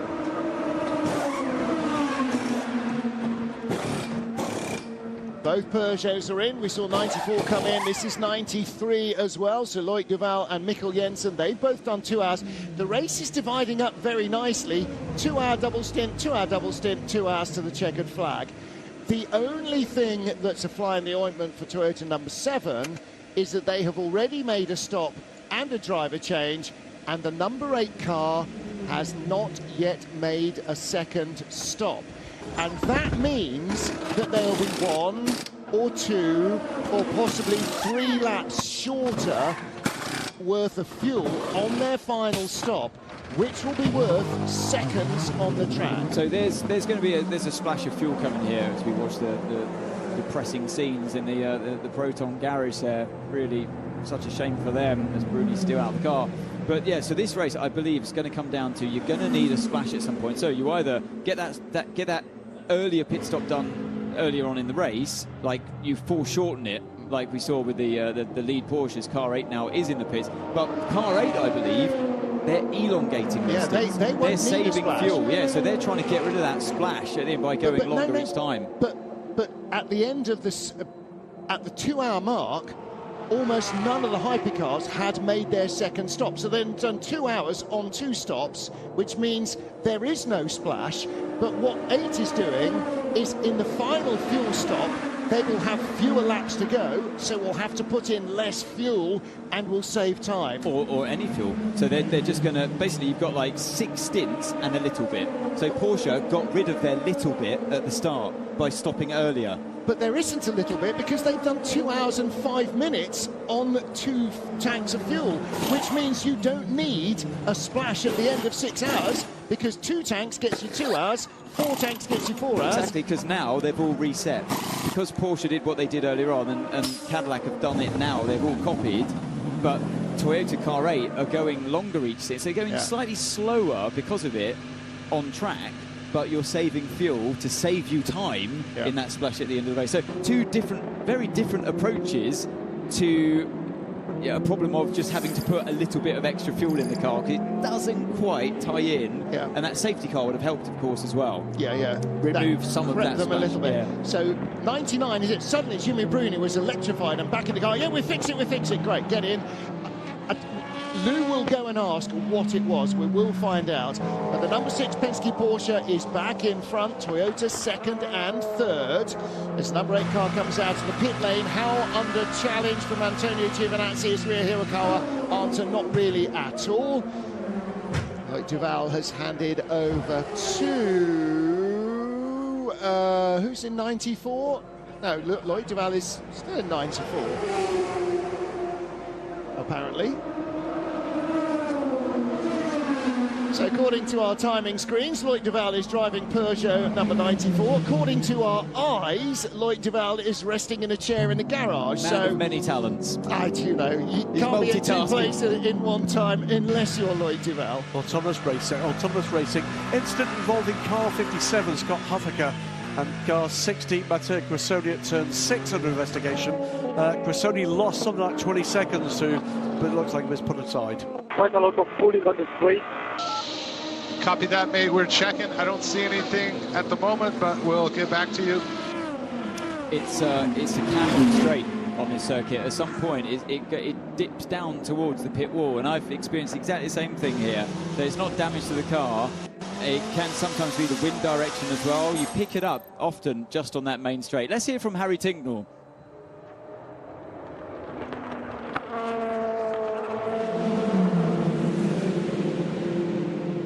Tinknell, I was here ready to congratulate you, say what a great run, which we will talk about still, but first of all, we all saw it on camera. You came out and asked what was going on. Clearly seatbelts, but what was happening there? Yeah, actually like a seatbelt came out, so you obviously loosen it for the next driver to come in and then you tighten. But when they went to clip it in, there was no seatbelt there, so something happened. Never seen it before, but Proton boys and girls did a great job to get it fixed so fast to get us back out there. I can see how hard you've worked, and that was a great run. Still early days in this programme, so some great driving and some great moves from you. Thank you. Yeah, I mean, I was loving it out there. Honestly, this felt like my first proper WEC race because in Monza I only did 10 laps and then the car stopped. We did a race in IMSA. I learned so much there. And then this weekend again in a brand new car. So we're learning it. There's so much to do. It's so busy in the cockpit with all the electronics, all the settings, all the rotary switches you have to adapt 4 or 5 times a lap as the fuel comes down, everything. So I was really happy at the start. I was aggressive, probably a little bit too aggressive. Then I settled down, conserved the tyres, and then that really paid dividends second half of the stint. It's so much fun. You know, it's such a great caliber of drivers out there.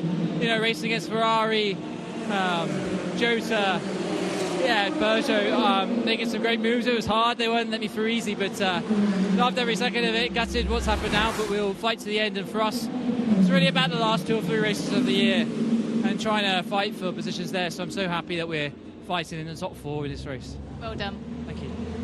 Meanwhile, as Harry Tinkle says, it was all right when I left it. Contact with Ben Keating and the 54 Ferrari. Is that Thomas Floor back in that? Yes. Okay. So retaking the wheel to do his second stint, and the car guy's car as well. That was the earlier That's Cressoni. There's a penalty for that has been handed to Cressoni, hasn't it? Cressoni and Huffaker under investigation. That was a little earlier, but the incident, I think, with Thomas Fleur is relatively recent. I think that's while we were hearing from Harry, denying any knowledge of what happened to it, which is exactly what you do at a higher car counter all the time. It sounds like the seatbelt, the clasp, the actual buckle. When he said the seatbelt had gone, I guess it was the only thing I can think is that the actual clasp that usually stays onto the buckle, it stays fixed to one point of that 6-point harness. Yeah. It sounds like that's come away when he's undone the seatbelt, which he shouldn't do. Which either in the clasp or it's, yes. And then it's fallen down the inside of the cockpit somewhere. Well, or maybe under the Louise seat. can add a little bit more, Lou. What did he... It was difficult to see. I mean, the team had lights in there and everything once it was in the box because that seatbelt had gone right down beneath, right in the bottom, like in the footwell. They couldn't work out where the clasp had gone to. I could see one little bit was tethered maybe to the door, but it just took a bit of time. It was like it was knotted up or something. Yeah, maybe instead of staying where it should have done, it actually dropped down beside his seat insert. I mean, how can Harry have a seat insert? So usually you need a tool that you have to sort of point the tool into the clasp to release it from the final point of contact on a 6-point harness. I don't think it's that.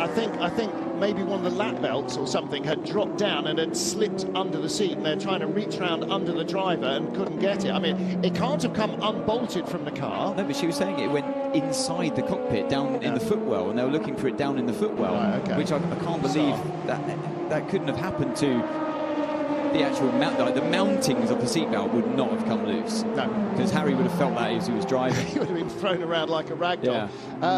Corvette Racing, Ben Keating still in the car and still to make his second stop, leading in GTEM from Ricardo Pera for GR Racing. Everybody else has stopped a second time. So what are they running those two cars on? Fairy dust? Well, the other thing is they've been told to turn on the leader lights. Now, is that the lights turned off, or is that damage from that clash with the 54? And is it a door panel on one side or the other, or a light panel on one side or the other? Yeah. Good shout, Graham. I reckon, so that right-hand side of the Corvette, it could have lost the leader for the light leader panel. It's the 3 coloured lights that come on if you're first, second or third in class. Orange in the case of GTM, blue for LMP2. Oh, and there you are.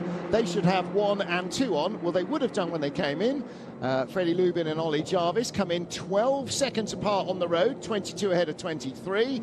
And that means Robert Kubica comes in from third from Team WRT. Ben Fiscal, I think, stopped a little after them. There goes Kubica. By the way, good stint there from Freddie Lubin. Better stint, as you'd expect, from Ollie Jarvis, but Lubin retaining that lead through a full stint of Ollie Jarvis chasing him down, and that's massive progress from the young man. The team will be pleased with that.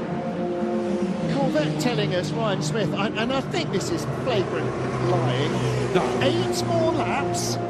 They are running it on Hornicorn juice or something. How can it be going so far on fuel? Everybody else has stopped, apart from the GR Racing car of Ricardo Pera.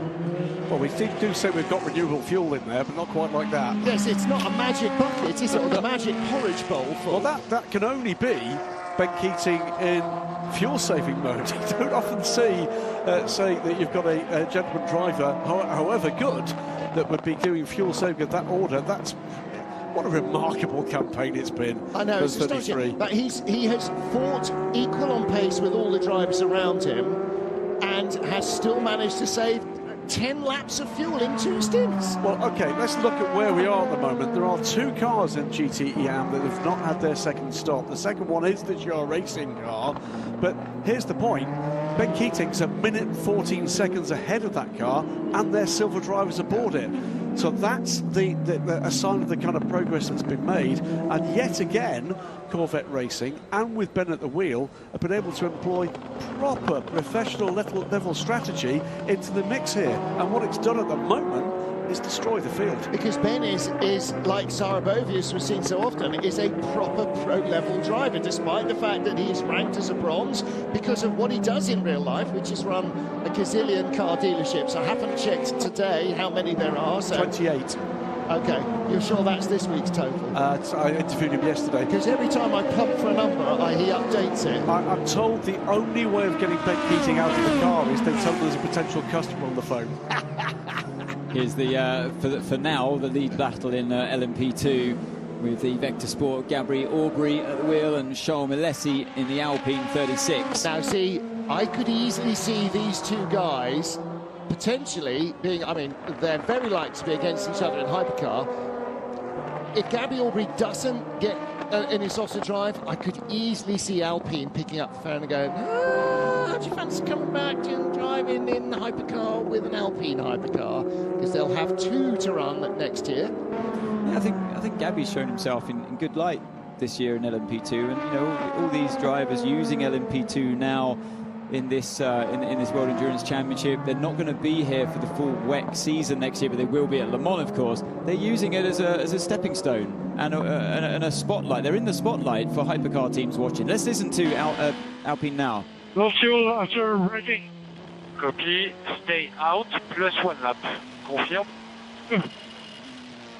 Right, so he's just alerting them to the fact he's had a fuel warning light. Yeah, we're good.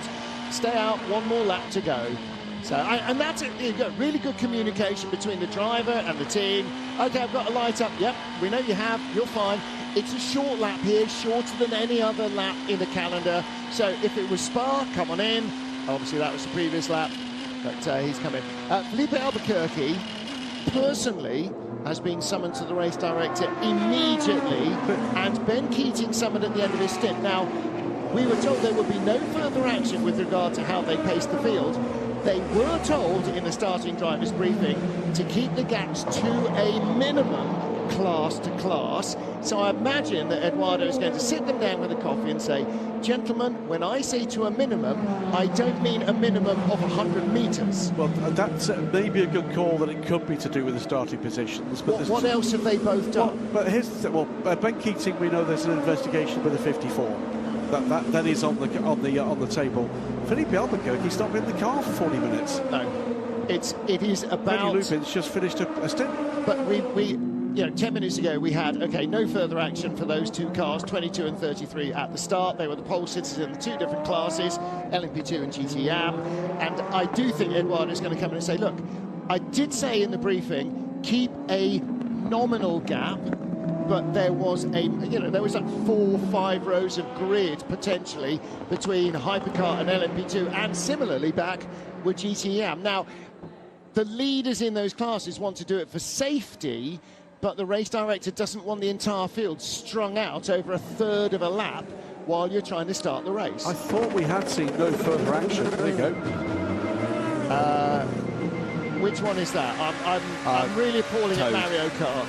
Is that Toad? Okay, there you go. There's a man with an 8-year-old son. My son's now 21, or will be shortly, so he still knows. The only one I recognise is Princess Peach. Don't ask.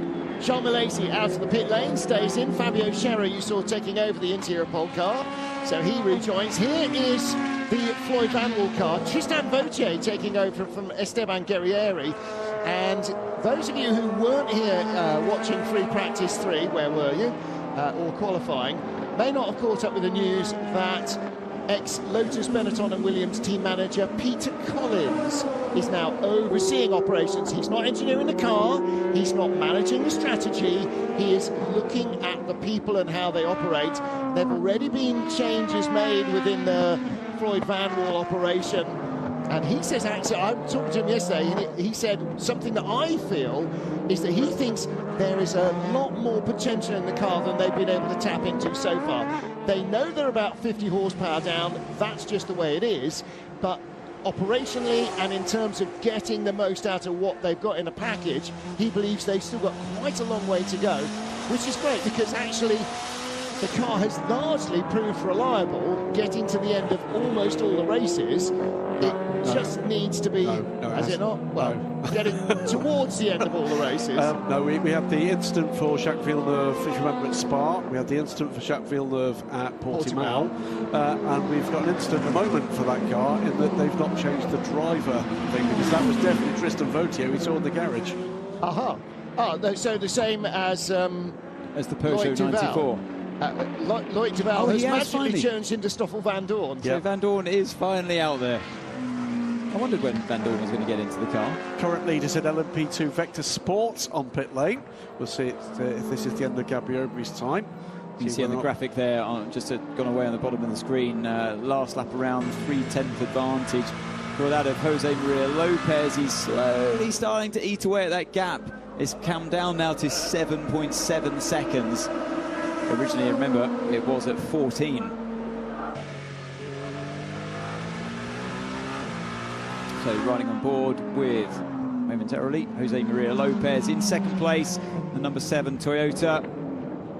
This is the race for the lead, 7.5 seconds away from that lead position. It's a long race, still 3 hours, 40 minutes remaining, and they've got the speed to win this today, but only a few tenths here and there every lap in their favour. It's going to be a great battle once they get up to that car number 6. One of the things that I enjoy about watching these hypercars is that they are not nailed to the road. Just that in that close-up shot of the Toyota making a pass, you could see it squirming around under the driver. They're actually quite a big, heavy car, all these hypercars, compared to the tyre contact patch, and actually compared to the amount of downforce they have, and they move around a lot.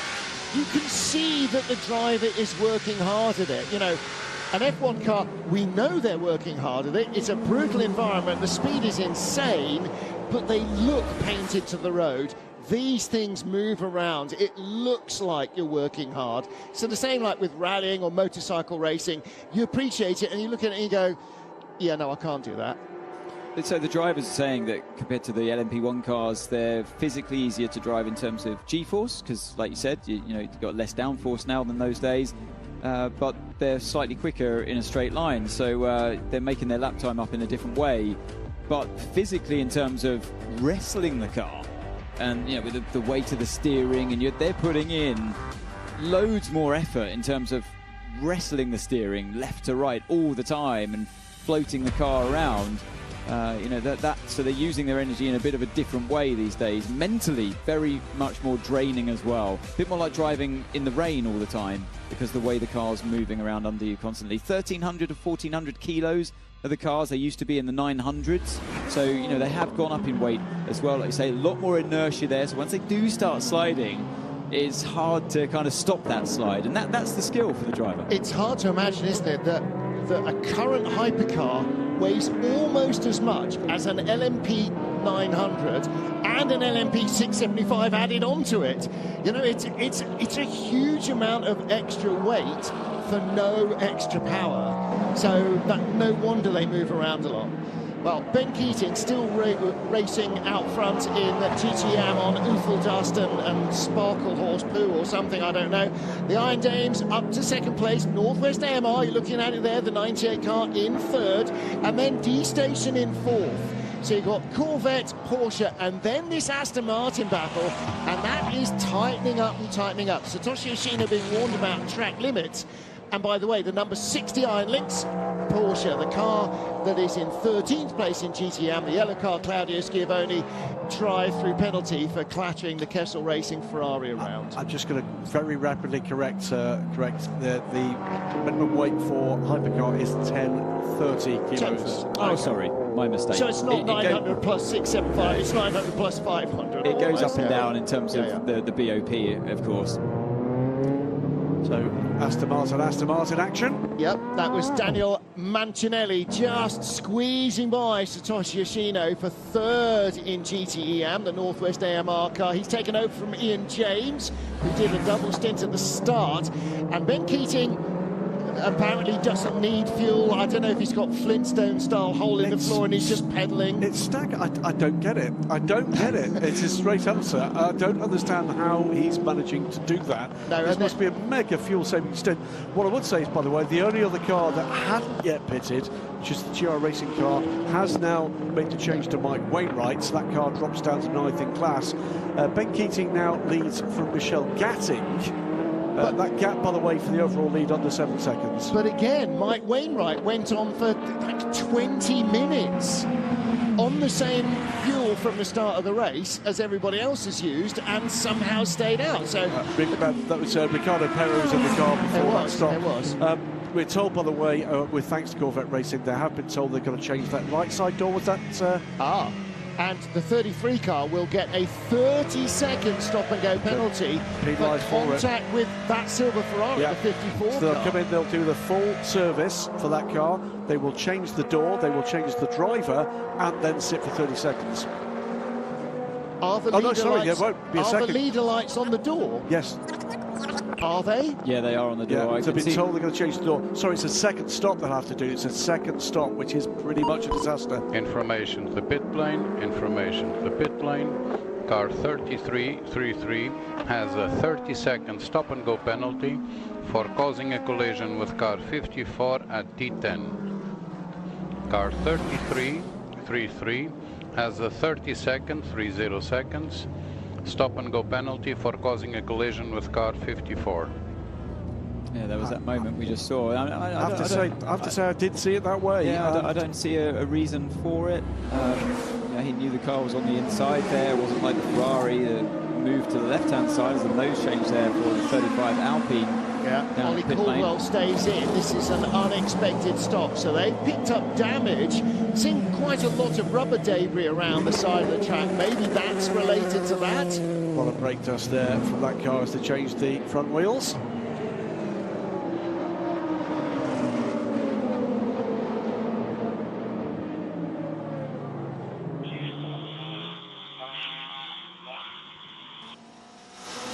Radio bad, did not copy at all. Okay, can you confirm you said upshift is bad?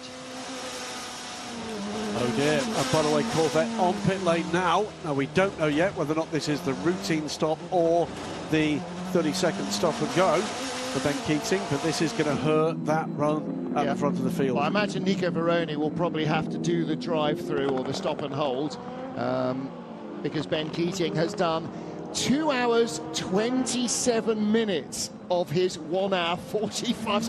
How can you go for 2 hours and 27 minutes on 2 tanks of fuel when everybody else barely made 2 hours? That's insane. In is the number 25 car for its third stop. And that's what the difference is. Keating has gone the same distance on 2 tanks of fuel as this Aston Martin has done on 3. He's gone 12 laps further across 2 stints than we expected a GTE and karting, and that doesn't seem feasible. Well, again, Ryan, the Corvette PR man, has said, I have learned not to question engineering this season. That's a near 15%. Wow, he must. It's a Tom Walkinshaw Jaguar roll cage, isn't it? Here's the door change. There he is. So this is not the stop and go. Yeah, so most cars have it on the rear quarter. You can see the Corvette's indicator lights are down the front edge of the door. I was trying to picture where they were and looking at the Aston Martin going, no, they're on the rear corner, the rear quarter, so normally built into the edge of the front wheel arch, rear wheel arch. It's actually a good place to have it, isn't it? Yeah, because you change everything all in one go. It's a part of the car likely to have damage occur if you do have a side swipe incident like that, and they're relatively easy, quick to change. Well, plus also that's where your other illuminated panel is, because the number panel has to be back illuminated. So, and those are the ones that more often fail. So again, it's just off the pins onto the pins. It's not bolted or anything, it's just sat on 2 pins. So it is a quick change and one dry brake connector. So riding on board, Graham riding on board here with Ken Estra, our race leader. The gap has come down to 6.1 seconds. He's had a bit of a troubled run through the traffic there, has Estra. You can see that gaggle of cars behind him, but Jose Maria Lopez is going to work his way through one of them at least, the Vector Sport car, into turn 1. Does he get another one? Yes, he does. The Porsche as well. He clears that in 1, loses a little bit of lap time through 1, but I feel like Estra, having got behind him in that tricky final sector, loses you more time. 1.2 seconds he lost in that final sector, and it's now 5.7 seconds is the gap. So it's a great lap from Jose Maria Lopez, a more troubled lap though from Kevin Estra, and again it's game on. Feels to me, guys, like a further continuation of the Karate Kid franchise. It's the big Toyota gang ganging up all the way from the front here with the single little guys from Porsche Penske Motorsports. But you know what? They've been in training, they've been learning, they've come back to fight, thought they might not win this one. I'm sorry, you can't mention Porsche and little in the same sentence. Or Penske and little. Exactly. And also, if you're Karate Kid analogying, where's wax on, wax off? Estra has got enough upshift problem. Yes. So the car's not running fast, and so that's why the Toyotas are catching. Here's Buemi. Sebastian Buemi from the number 8 Toyota. Are you surprised by these Porsches? Yeah, I mean, we lost position at the start, so obviously it was hard to catch. And then we lost some time behind the Ferraris as well. And yeah, the Porsche was really fast. So we'll see now with the degradation, the management of the tires. We seem to be slightly better.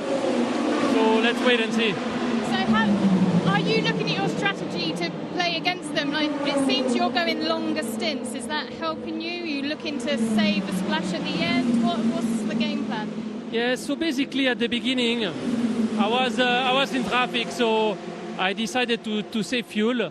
Also because if there is no safety car or full course yellow, we still need a splash. So I thought it's better to get it out of the way if we can, which we, I think, did. So now we'll see how it continues. I think Rio was doing a good job, so let's wait and see. All right, thank you. Again, I still don't understand. How do you need a splash? They did more than 2 hours in 2 stints, which means that at the end of stint 6, you'll have gone beyond 6 hours. He said he was saving fuel. He said he was saving fuel at the start because without a safety car or full course yellow, you would have needed a little splash. And with them saving fuel and with a safety car, they now don't need a splash. But the first stop was less than an hour from the start, and the second stop was more than 2 hours. So, I mean, the safety car was on lap 1. For 1 lap, they didn't save much fuel. Yeah, whenever the safety car comes, you save But then I fuel. suppose when they went to, you can't refuel on the grid, so the first step is always shorter, isn't it? So, yeah, okay. It was obviously going to be a very short splash for Toyota. Maybe a slightly bigger splash for Porsche that lead the race. And there you can see into turn 3 goes the Porsche. And now into turn 3 goes the Toyota. So this gap is starting to come down. 5.3 seconds now. But again, Estra only, I mean, he's in the 31s on the last lap, a 31.5 to the 31.1 of Lopez and a 32.2 of Rio Hirakawa. So Jose Maria Lopez is the quickest man on the track at the moment, and Rio Hirakawa actually barely any quicker than Hertz Team Jota. The Ferraris are a couple of tenths off him. So it's all about Lopez, and actually if the radio is playing up and if the upshift is playing up, Has the number 6 Porsche got a bit of an electronics problem going on? Possibly so. A bit of an update, by the way, on things Corvettes. Both those stops have now been made. Yeah. That's the routine stop plus the door being changed. That was also a driver change, full service for the 33. Nico Veroni then went out and has come back in and has served the 30-second stop and go. That means in total the car has spent 3 minutes and 11 seconds on pit lane and has dropped that car from the lead down to now 11th place and off the class lead lap. Well, that may well come back to them. Ask Louise if she can go and chat to him. They've got to talk to Ferrari first, but we'll try and catch up with Ben Keating and find where in his race suit he had those extra 30 litres of fuel that everybody else appeared to need that he didn't. Now, of course, they've dropped off the lead lap, but they're going to be 20 minutes shorter on fuel than anybody, or needs 20 minutes less fuel, because he's gone half an hour almost longer than everybody else put together. I can tell you that Ben will not want to talk about that. He's going to be irritated beyond belief about the incident that cost them both the repair and the penalty. That's what he'll be focused on now. He'll see his race to this point as a disaster. What it was a pretty major misjudgment that cost them very dearly. Yeah. But the rest of it, was an unmitigated success. Unbelievable. It's an astonishing drive. Now, Thomas Floor under pressure from Mikkel Pedersen. This is for 3rd place, and this is bronze. So the Iron Dames, Michelle Gatting leads. She's a silver-rated driver. Daniel Mancinelli in 2nd place for Northwest AMR. What's his grading? I forget always, Daniel. He's a silver as well, I think. Yeah, he is a silver driver. There's the speed of the Peugeot coming through. And the LMP2 car. Now there is the 3 classes together. The Peugeot whistles by, the LMP2 car goes by. And still, if you were in that Ferrari or this Porsche, you would think nothing could go quicker down to turn 1. In the Ferrari garage with Miguel Molina, who was 2nd early on, Luis Beckett. Let's hear what he has to think about the start of this race. Miguel Molina, you've brought the 50 Ferrari back to the team. That was a tough run for you. Yeah, actually it was a very good start. But then the first thing was I was pretty happy. But then maybe we chose the wrong tires and we struggled a lot.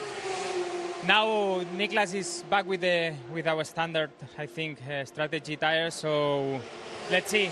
He's having a good pace compared to the 51, and let's see how it goes. But I struggle a bit in the second one because of that. And let's see. The race is still long, but it's really tough today. We saw you start on the hard compound, I think on all 4. Was it the mediums then that you switched to on the left that didn't go so well for you? Oh, actually we put the mediums on the left and was not the right choice. I was struggling with the grip at the beginning, and we thought that maybe this could be a good option, but it wasn't. So we are in a learning curve, and this is part of the learning, and that's it. I mean, now Niklas, I think, is doing well, and we keep going. Well, finally, that is the last thing. You guys haven't been here to Japan. You haven't been to Fuji, not able to test here, so that's showing. Yeah, that also was a handicap for us. But anyway, I mean, we did a lot of work in Maranello in the simulator, but when we arrive here, it's always different. And like I said, it's part of the learning, so we keep going, and we are positive. Thank you. And Anthony, presumably a fairly significant degree of what they did in the simulator was on wet track simulation, because it always rains in Fuji. You wouldn't do it on the wet. The problem is with the wet, how wet is wet, whereas on the dry track, it's a more of a constant thing. So all of your work's always done on. You can change the grip level in the dry, but you'll never try to simulate the rain, because it's a moving goalpost. And again, as we suspected, it was the change to mediums that was not working on the car. It was burning through them too quickly, so they're on hards. And of course, Toyota would have had that experience from LMP1 and LMP1 Hybrid and Group C, and then into the hypercars that they're running now. and they would have had that knowledge that we're going to stick on the hard in these conditions because we know that's what the car needs. And as Miguel was just saying, Ferrari don't have that, or did not have that experience. Now they do have the knowledge. Thomas Florent, again, in 4th place. Again, this is a bronze battle, isn't it? Yeah, gets the slipstream down the main straight, looking to the inside for turn 1. That's where you want to be. It's not. Scott Huffaker is a silver, I beg his pardon, so a slightly higher graded driver, but again, parity between these two cars. Kessel Racing, the Swiss operation, running the car for Car Guy. They're based just about a mile from the circuit here, and same as the 777 D-Station Racing team, although the car is run by Tom Ferrier out of England. 3.5 seconds now, the gap between, I'm looking at our timing screens while we watch this battle on screen, the two Ferraris. 3.5 seconds between our race leader, Kevin Estre, and Jose Maria Lopez. And how long until they need to stop again? Probably another 20+ minutes. Got 2 hours 40 run and now 3 hours 20 to go, so they should stop just about the 3-hour mark, because they stopped just about the 2-hour mark on their previous run. And with obviously the Porsche is still out of sequence with the so the Toyota. Come in 4 or 5 or 6 laps earlier, maybe. Actually, we need to start making a note of that, because that is going to be significant fuel advantage at the end for the number 7 and number 8 Toyotas that the Porsche has not managed to undo yet. Change there as Scott Huffaker went by Thomas Floor.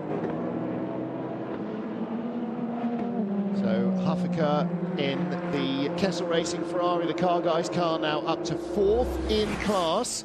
And his next target is Mikkel Pedersen with a Dempsey Proton car, as we see the 99 Proton competition car of Jimmy Bruni running off track and stopped. Shown as stopped on the circuit. So that was a moment or two ago.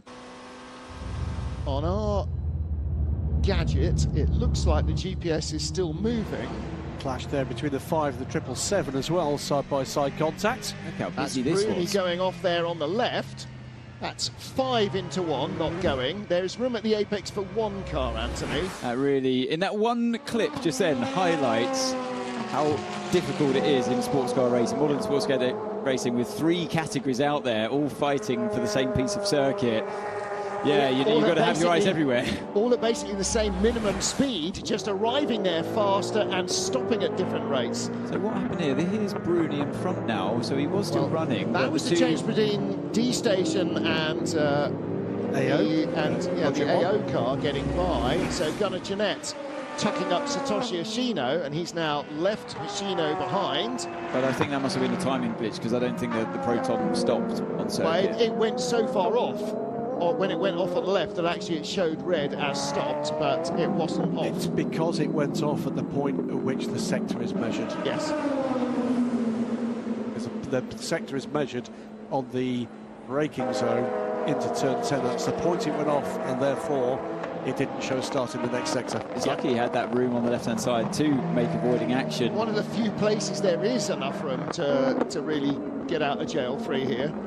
It is. I mean, you still get a little bit of a penalty. Obviously, you saw it, you go over the grass. It's a well thought out piece of circuit design, actually, down into turn 10. You've got the grass there as a deterrent, and it does serve as a bit of a punishment. See on the left-hand side there, you see actually the tracks where Bruni went off the circuit, and so it does serve as a penalty, but no damage occurs to the car. I think it is perfect. You've got that bit of grass, then tarmac. It's what I wish I'd do on all track limit situations. There's a real deterrent there for the driver, not just a painted white line on a sea of tarmac. It's a very different physical element to how the driver looks at it as you go around. It's almost self-policing, because if you put a wheel on there, you just throw away traction and grip. It spins up the wheels, and you're slower than if you kept the car clean. So it is self-policing, whereas, AstroTurf or green-painted bits of concrete or whatever give you much more grip.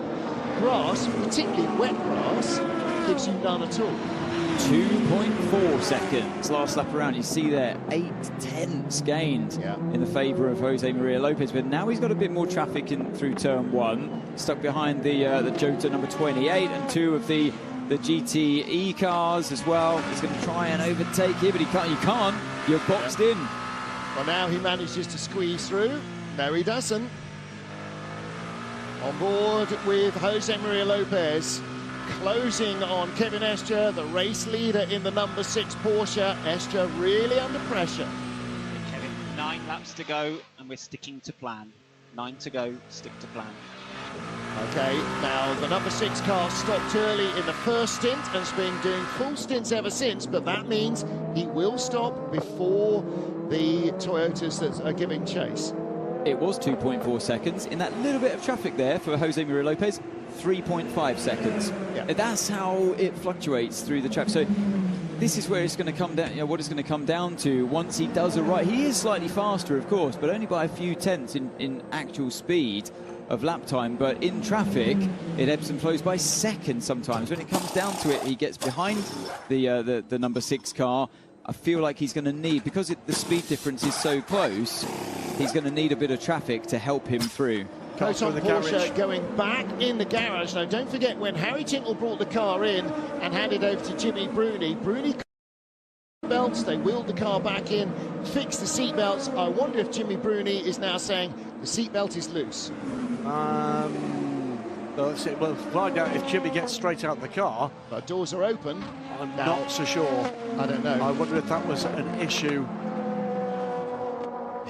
Did something get handed out of the cockpit immediately? It is definitely a bit of seatbelt. It is definitely out of sync with where they should be stopping. Completely out of sync. So they've got a bit of a drama going on, which is a shame, as we said earlier, because they have had a very good start to the race. They're doing all the normal stuff, wash and brush up, and getting everything ready to go again. So it's not all over. You don't tend to clear the screen if you come in with a terminal engine or gearbox failure, but somebody is in the cockpit. Is Jimmy Bruni still in there? No, it's one of the mechanics, so he's out of the car. We heard on a very crackly radio message from Kevin Escht that the engineer is trying to confirm, you say you have an upshift issue, so there may be an electronic problem in the number 6 Porsche. Is there also an electronic problem in the 99 Porsche? Different team, same car. Yeah, all sorts of topsy-turvy stuff in all classes right now. Kevin Estre leads by 2.7 seconds. And with the traffic, it is a bit of ebb and flow, as Ant said there, from first to second, but also from second to third. Sort of on average, Ryo Hirakawa is catching the leader, but not catching the second place car. But there are laps in traffic where that just switches the other way around.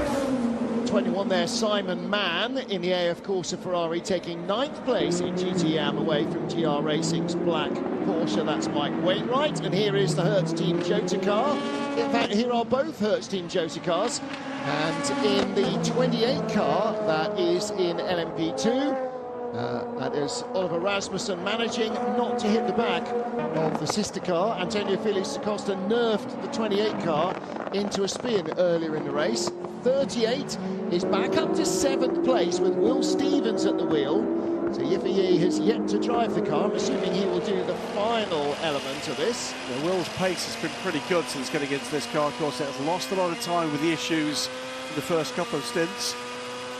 And listen though, what's going on with the 3rd place car of Ryo Hirakawa, trying to chase down the team car. Yeah, so I struggle understeer 15, but oversteer 16. Copy, understeer 15, oversteer 16, we'll look into it. Yeah, it's normal to have quite a different balance in these two. Actually coming up here, riding the wall with Fabio Scherer. So turn 15, that tight left-hander, the final corner is turn 16, and you can end up having quite a different balance, surprisingly. Like we've seen, you know, teams deciding to change just the one side, the left-hand side of tyres. It's because, you know, you have a very different wear pattern around this track. So it kind of makes sense, you know, different balance. Understeer coming in, you're turning the steering wheel, the front's not gripping, the car's not rotating, and then you arrive in the last corner and it's the complete opposite. You turn a little bit and the car immediately wants to rotate with the rear stepping out. Down into the braking area for the first corner. lots of rubber debut thrown up. It's been a dry and green race since the first lap safety car for the number 21 Ferrari. Wasn't 21, was it? It was 83 Ferrari that backed off. We saw aboard one of the Toyotas a little while ago some of the live telemetry, and that showed just tipping towards 317 kilometres an hour. That's just a smidge short of 200 miles an hour into the braking zone. Astonishing speeds here. But have a look, they're coming in off a long run-up, aren't they? 1.5 kilometre straight on a 4-kilometre track. So that's a lot of it. 13% remaining for the Porsche Ferrari in front, with 22% for Jose Maria Lopez in second. 30%, however, for Car 8. So they're continuing to save fuel, save fuel. So this could come good for them at the end of the race. Unless they have a drama, it can't not come good for them. They're keeping up their pace, and they are saving fuel hand over fist. So can we do it with these next 11 minutes? Can we see Toyota not leading the race for at least half of this race today? Because that's not what we expected coming into it. It has been pretty astonishing. You know, my crowbar analogy. That was close. Trouble there, wasn't it? Just close. That was Pachito thinking, I've got him, I have not got him. Well, and also when you get close to the car in front, it takes away the downforce. Yeah. So you lose your braking potential, and that could have easily been and the other element with the GT car, of course, is they're on the brakes earlier and longer, and so they suddenly start coming towards you much faster than you're going to stop. Louise Beckett is in a noisy pit lane. What do you know, Louise? It's definitely still to do with that seat belt. It's come loose, so they've replaced it, which means taking out the seat insert, unscrewing the seat, and they've replaced that part of that seat belt to hopefully fix the problem. So, Louise, I don't know if you can hear me here, but is it the actual part of the car is bolted to the chassis that's come loose? So the actual... It's really hard to hear you, Ant, but from what you said, the bit that's attached to the chassis, yes. Is that what you said? Yes. Yes, that's how it looks to me from what I could see.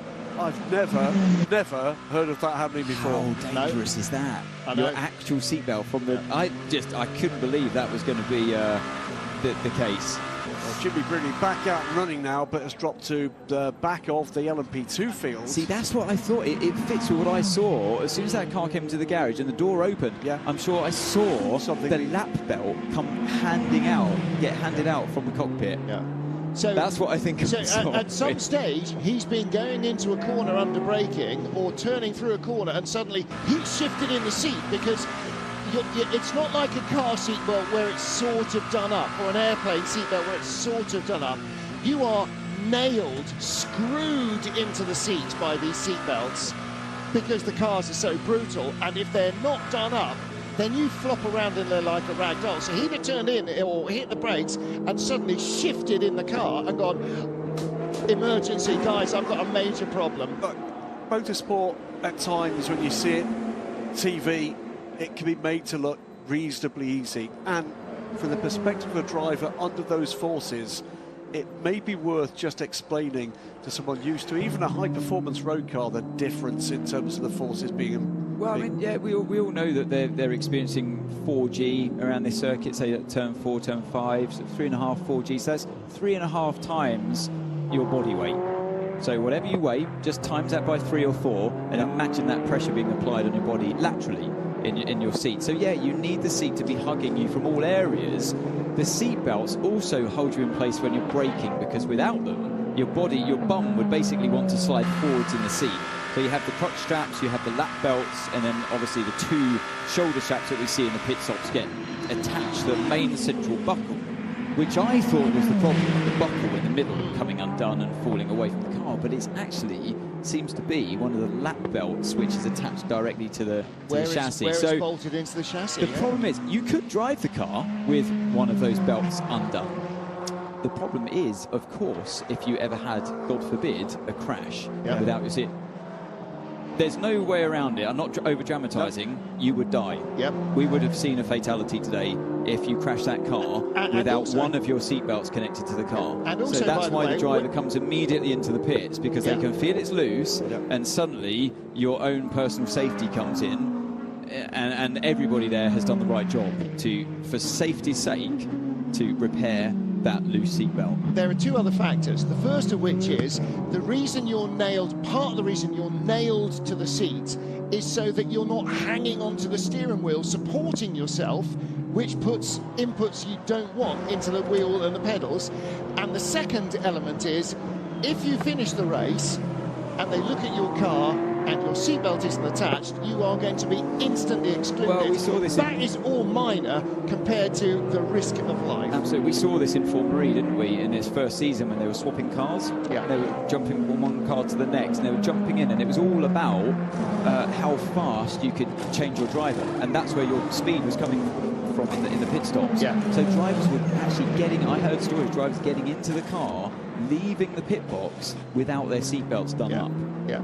And many teams were doing this, and they had a lot of incidents as well where they realised altogether it just was not the safest way to go about it, of course, and something had to change. And even from season one, Formula E was never low contact.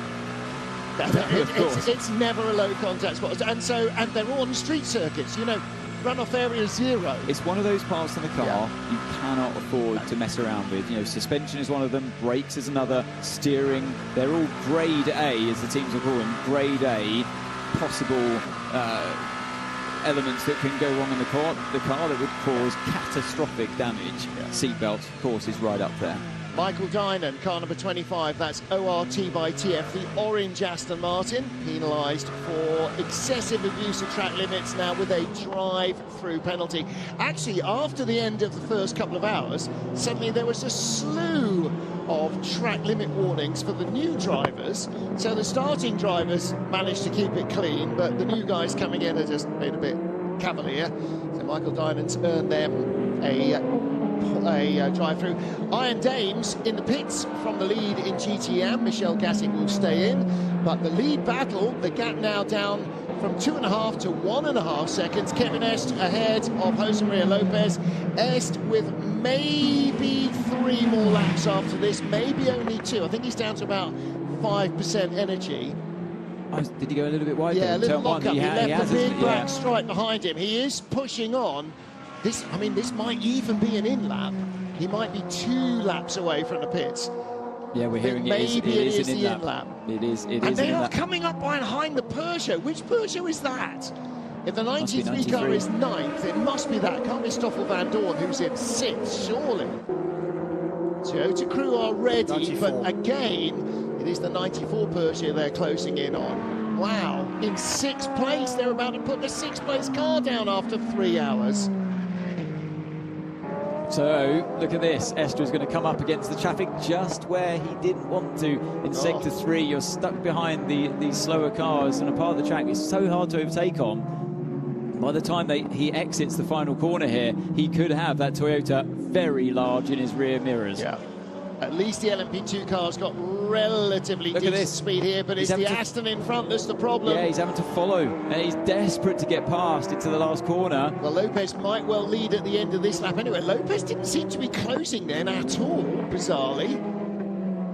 And is he coming into the pits? He's not coming in this time, so the Porsche keeps going. Oh no, he did come in. He did get around the Aston. The Heart of Racing Aston Martin comes in as well. Northwest AMR's Daniel Mancinelli. And the race leader is in again, and Toyota leads the race once more. This is going to be tight. So when the Toyota comes out from the pit box, down towards turn 1, this is going to be very close. Now, what do they do with tyres? You leave them on, you just do the one side like we've seen before. You want to try and hold on to track position, because we've seen, based on the Ferraris versus the Toyotas earlier on in the race, that track position, getting past a car that you're only a couple of tenths faster than is very hard. So you can see some tyres there waiting. I think they're going to just do one side, left side again. And we saw Toyota do that last time as well. So, Louise, down in the pit lane, what do you got? I can only see left side tyre down in the pit lane, so it looks that way. Thanks very much, Lou. Yeah, and here they go. Wheel guns at the ready. Team about to go to work. Car goes up on the jacks. Round come. The 2 replacement Michelins off come. The 2 hard-working left-hand side tyres. And this is about what can the Porsche Penske Motorsport team do about this pendulum ant that's swung in the opposite direction. Yeah, indeed, Graham. You can see here the Jota car 38 is in as well for that left side tyre going on. And just looking at the circuit map here, it looks as if the circuit where number 6 is joining onto it looks very clear. All these things you have to consider when looking for your pit stop. So yeah, he's going to have quite a clear circuit in front, as now riding on board with Jose Maria Lopez into turn 1. This is where Kevin Estre has just come out of.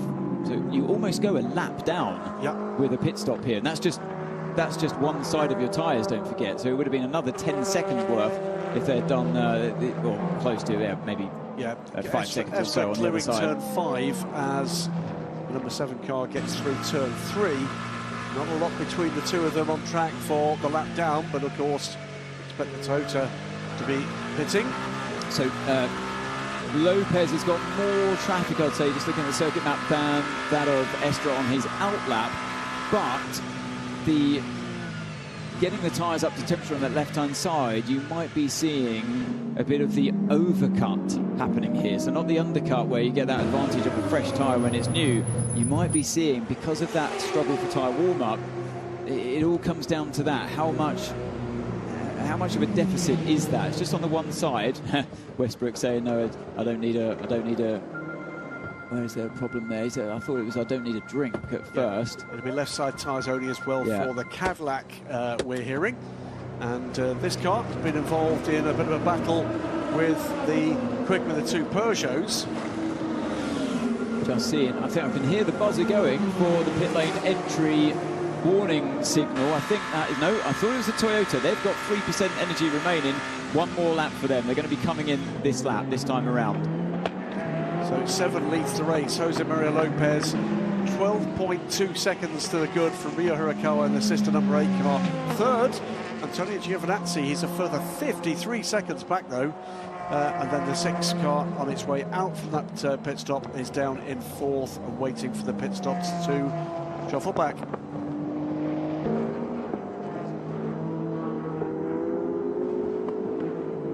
Okay, Jose, we can undercut the Porsche, so push. Okay, and box this lap, box, press pit, confirm. And that's funny, the Toyota engineer referred to it as the undercut, but actually it's the overcut, because you've stayed out there longer. Absolutely. On a hot tyre. You know, they've got the speed as well in terms of pace per lap, so that's actually the overcut.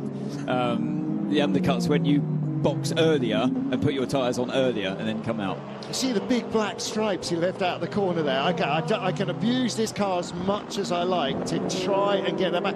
But it's interesting that they've now come towards where Porsche are to get track position rather than to use their fuel. So they're going a very different way from number 8 Toyota, because he had like 10% more energy than the Porsche. Why are they stopping now? Here comes the number 7 car down pit lane. While we're watching this, 21 car will be getting a stop-go penalty for track limits, and there's trouble as well for the 25. They're under investigation for a second time. I mean, already taken a drive-through. It's the next thing will be a stop-go. So look at that circuit map. This is what we've been looking at on our other screen. Car number 6 working its way through turn 4, turn 5. It seems impossible at this stage to think, the Toyota's going to come out easily in front, but these pit stops do take a long time. Now, what are they going to do with these tyres? Do they just go outright for track position, don't bother changing them at all? I can see some tyres waiting at the side there. I fully expect them to, like they did last time, just to change that left-hand side. The fuel is still going in. So you see on the right-hand side of the screen, car 6 going through turn 10. This is going to be close. We now have 2 different strategies at Toyota. 7 is chasing track position, 8 is playing a fuel race, and they are diverging because 7 has come in way before they needed to. Off he goes. He's towards the end of the pit lane. He will definitely come out in front. Yeah, the Toyota, they're quite early on in the pits, aren't they? So it takes quite a while to get down that long pit lane. Switched to their normal pit exit. Yeah. Let's hear from Louise Beckett. Louise, quickly. So I think you saw it was left side only, medium all round. So I'm just trying to get to Ferrari to see what they went for, because obviously they said mediums weren't working for them. Look how close they are. They didn't get in front. So did not get in front. And with number 6 on the warmer tyres, he will pull away on the see Lopez struggling just around the first corner. The gap now is a second and a half. But it won't be. It'll be more by the time they get around a couple of corners. Correct. Because Lopez struggling just to get the left side warm enough. But this corner should do the job. Now, it's interesting. Mediums, whereas Toyota did the first 2 stints at least all on hards. So that's really interesting that they're now... The day is hotting up. I've just been outside. When the clouds aren't there, it feels like 30 degrees, although it's probably mid-20s. So a dramatic change in the pit lane with Toyota's number 7 team coming in a lap after the number 6 Porsche, so earlier than they needed to for fuel to chase track position. The number 8 car is now the race leader. Toyota going on to medium tyres, Ferrari staying on the hards, Louise Beckett tells us, because they went up to medium earlier. Look how hard Jose Maria Lopez is pushing. Talked a minute or two ago, Ads, about the ways these cars move around. Yeah, that car is moving around a lot. He's driven a very aggressive first stint on those tyres that still remain on the right-hand side, of course, and that might explain why we saw him just sliding around on the exit of the penultimate corner. But yeah, give him a lap to get this left side, this new fresh set up to speed, get it up to temperature, and then he can start to just chip away like he was before, hopefully, and hasn't hopefully taken too much life out of the right-hand side. Now, Porsche are also soft tyres, I think. Louise, can you confirm that the number 6 Porsche had medium tyres as well? Did yes, they have mediums for the number 6 Porsche Penske. Thank you. So they've gone to the medium. So Ferrari, I wonder if Ferrari go medium as well. Both cars, or the 51 car is in. 50 has stopped. I think we heard Lou say they were staying with the hards. I think they're right, yeah. So now, does that mean that they can live on the hards, or they have to stay on the hards? Well, that is their best option in what is a race where they don't appear to have very many options available to at this point. Because they went on to, they did a left side only to mediums and said that was the wrong tyre choice. And but when Miguel was saying that, we made the wrong tyre choice, and I got Louise to ask him, was going to the medium the wrong choice, or was having hard the wrong choice? He said no, the medium was the wrong choice, so they can't live on the medium, so they have to stay on the hard. We've seen this with the Ferrari earlier in the year, I think at Spa as well. They had committed, remember it was a damp race, race start at Spa, and they committed on the hard tyre, and we all questioned why on earth both Ferraris were on hard. And we questioned, why would you start on the hard tyre? It's because they knew once they got them up to temperature, they were just going to suffer so badly compared to Toyota. So they always seem to be, because and that's a big old look-up coming to the pits there for Ryo Hirakawa in car 8. Luckily, that was the left side, wasn't it, that locked up, and I think that's about to be changed. But hang on, this is only 2 laps after the Porsche. What's going on? Why are Toyota stopping early on fuel? So if they're not stopping earlier on fuel, how has Porsche managed to get those laps back that they gave away earlier? They stopped a bit, and maybe they were just saving fuel that stint with Esser, and that's why the gap came down so much compared to when Van Tor was at the wheel. Wow. Ryo Hirakawa then pitting for the lead. That will cycle Kevin Estre back through into the lead. He was a minute and 12 seconds back. Oh dear. And that was a spin for the lead. 23. Not a spin, that's contact. From the front. We just didn't see it early enough, did we? But I suspect it probably was. That's Chapalo d'Oliveira. Joao Paulo has been racing on this track for 20 years, so it's not like he doesn't know where he's going. Here comes the number 6. Does that mean the door was closed unexpected by the United Autosports car? No, we didn't quite see it. It was 22 or I think 23. it was 23. I think it was Ben Hanley. Here comes the number 8 car. Comfortably through goes the Porsche. Yep. So the gap between the number 8 and the number 7 in terms of when they pitted, that's stayed about the same. They've been out of sync. They'd worked 2 or 3 laps back from when number 7 came in, and now that's 1 lap back. No, it was 2 laps. No, Two this was laps, yeah, maybe. at least 2 laps just now between the two Toyotas. But Lopez is starting to catch once again, as I suspected it would be. So they went. I think Toyota tried to pull in Lopez perhaps a bit earlier this time. Oh, was it? No, he was down to 3 or 2%, wasn't he, when he pitted? Yeah, but they were again. They were saying, you know, we need to get him on the track position. Yeah, they were going for the overcut, so they held it out as long as they could. But wow, that was must have been some outlap from Kevin Estre. Right, what happened here? This is the onboard with battle. Oliveira. So he's trying to get. Oh no, have you gone for a really late move here? Oh dear, no, that's going to be a penalty coming your way, my friend. So it was the 23 car of Ben Hanley. Yeah. Now it wasn't looked Ben's like fault at all. that Joao Paulo had tried to go past him as we picked that shot up. I think, you know, it almost looked like it actually done the car up the inside the previous turn. It looked like the United car had gone by the van wall. Well, if he had, then that's even worse. But yeah, you might be experienced on a circuit, but you need to be experienced in the series you're racing in as well at that circuit, which both have equal weight in my opinion. And that's the kind of move maybe you can do in a Super GT car in that corner. I don't know, but all I knew was as soon as I saw that move happening, I knew it wasn't going to work.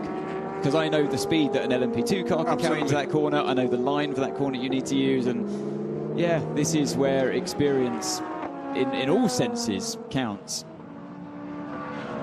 Here is Kevin Estre under pressure from Jose Maria Lopez in hypercar. Toyota's Oliver Rasmussen, the 28 car, leads from United Autosports 22 in LMP2.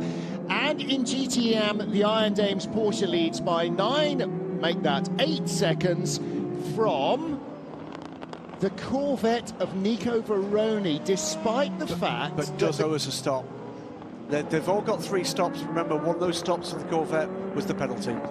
Right, let's focus on this for the time being. This is the battle for the lead with Jose Maria Lopez is really starting to catch now.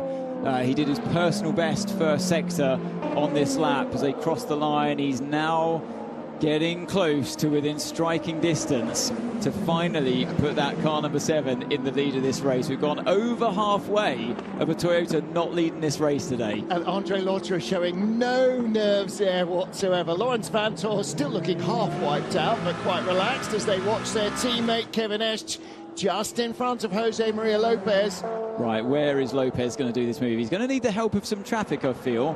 He does have a bit of a straight line speed advantage as well. We've seen that in the speed traps. So if he can get close enough out of the final corner, it might just be possible. But Estre is not. Remember what I was saying earlier on about when you're in the car that's not as fast as your competition, you try harder to keep them behind you than you usually would. Yeah. So because you know, as soon as you lose track position, it's game over. They're going to walk away into the distance. So you've got to do everything you can to stop that happening right now. One more opportunity for some winter sunshine and a chance to see this car racing in the 8 hours of Bahrain in about 5 weeks' time.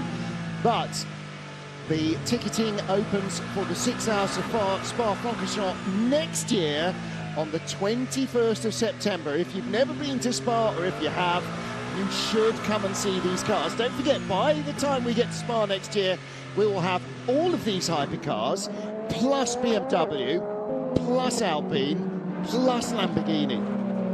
And that's going to make it even more exciting. The Porsche still with half a second in hand. Here we go. Is Lopez close enough? I'm not sure there's enough room either. No, it's not this time, but he's in the slipstream. Very much so. And it's funny it's come down to these 2 drivers here for the lead of the race. We're inevitably going to see during their time at the wheel now a change of position. Jose has the speed. It's funny it comes down to these 2. I feel like they're the most flamboyant drivers in their car lineup with car 6 and car 7 respectively. Kevin Estre drives with that flamboyance. He's sliding the car around, and Jose does as well. And they're both going to really get stuck in here. Yeah. It's probably just as well it's not the 51 Ferrari, given the heritage between those particular teams, the Porsche and the Ferrari there's team always in chance. GTE. There is always time. Oh, there's Bahrain, apart from anything else. No, I meant there's always a new chance for new competitors to new rivalries. Suffer blow. Yeah, new rivalries can be born here at Fuji Speedway. Yeah.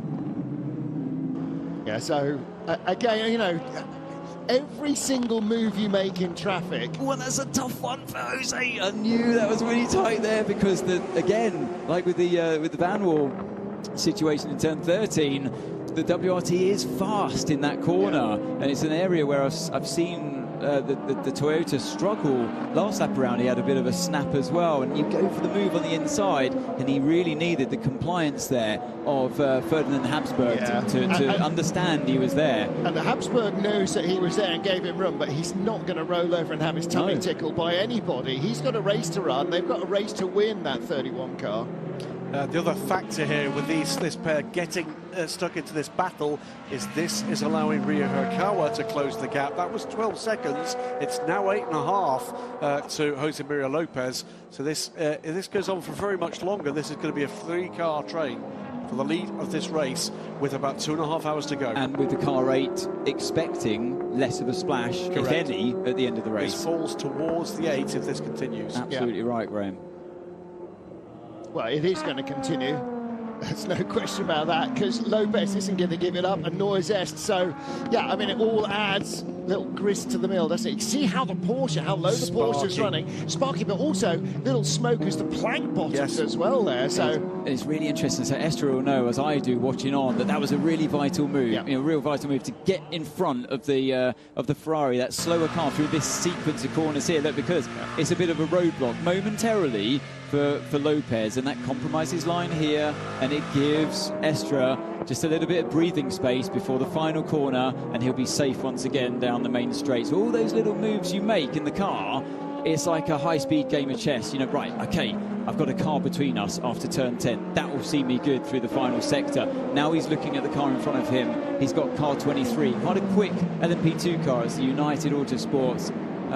Who is at the wheel of that one? Car 23. It's Ben Hanley. We just saw him get spun around, of course. So a little bit of a compromise in that turn one. So he will overtake him before turn 3, and Jose Maria Lopez won't overtake him. He'll have to sit behind Hanley through that corner there. So again, Estra knows that. It's fascinating stuff. So the gap opens up once again. And doubly for Ben Hanley, because he's just been clumped off by a hypercar. He's going to give them absolutely no chance to clump him off again. So if they don't pass cleanly, they're not getting past. That's right. So look, there we go. So another car just overtaken there. The Aston Martin that Estra finds his way past. Will Jose Maria Lopez get him into 10? He's going to try. He knows he needs to, and that again, that's an important move. For Lopez. That's why he was desperate to get it done, and he can see the next gaggle of cars in front through the final sector. So this time around, it might work a little bit better. I know one of them's an LMP2, so it should be okay. It's a free run for both of them now in the final 2 corners. That blue Aston, by the way, the Northwest car, 3rd in GTM behind the Corvette and the leading Iron Dames Porsche. Are Iron Dames going to end up with victory here? Yeah, cars skating out of the corners. That corkscrew's quite tight uphill. It doesn't really open out until you get over the crest onto the straight. Such a late apex. Turn 16, you're braking, turning at the same time, and then reapplying the throttle as you're still turning. It's a brilliant bit of circuit design around that part. Now, does Lopez get this LMP2 into turn 1? No, so you're going to have to sit there and wait one more time. And to continue the theme of this battle potentially becoming a 3-car affair, the gap to Ryo Hirakawa, 6.6 seconds now. It's halved in about 4 laps. Yeah, we're going to see him appear on screen soon, aren't we? Lopez goes around the outside of the Aston, and as the race continues, you get more and more marbles that build up through that corner, and going around the outside before the end of the race, or towards the end of the race, I should say, it becomes quite treacherous. So you need to manage that as well. All these things you're constantly thinking about. Now, look at this for a roadblock. You've got the LMP2 diving down the inside of the Iron Dames into turn 10, and now Estra's blocked here through these next couple of corners. He's going to have to send it down the inside there into 13. That's a bit more of a high-risk situation, but he gets the job done. By the way, that pink Porsche is going to be pushing on because closing in for the lead in GTM is Nico Ferrari, under 6 seconds now. Now, they've done a driver change. Have they served they must have served their penalty. The 33, 100%, yes. Yeah. They lost 3 minutes on pit lane. Yeah. No, they didn't lose 3 minutes. They lost about a minute and a half to the repair and then the stop and hold. Yeah. And yet they are still 5 seconds back. I think you're going to see this a bit of an ebb and flow in terms of them needing to stop out of sequence. Well, yeah, but their sequence is miles after everybody else. But Everybody else will stop a minute and a first. half. Yeah. You've got to remember that one. That somehow is going to come out in this mix. Yeah. This, though... fantastic. It's brilliant, isn't it? It's a great race. So intently, as is Lotterer, because he's reading it exactly as I am now. They've got a little bit of a respite here. The next car in front of them, believe it or not, is car 50 of Ferrari. Yes. They're coming up to lap car 50. And that is going to make life really, really tough, because actually two of the next 5 cars they're catching are the Ferraris, 50 and 51. Ferrari knew this was going to be a tough one for them. We've talked all weekend about the fact this is the first track that Ferrari have not had a chance to test at before the race weekend. For me, the biggest, best storyline is not just about this race, it's not just about this season, it's about this class. Is we've got another team we have to take seriously from this point in. Yep. The experience they've had in testing, the experience they've had in racing with the FI World Endurance Championship so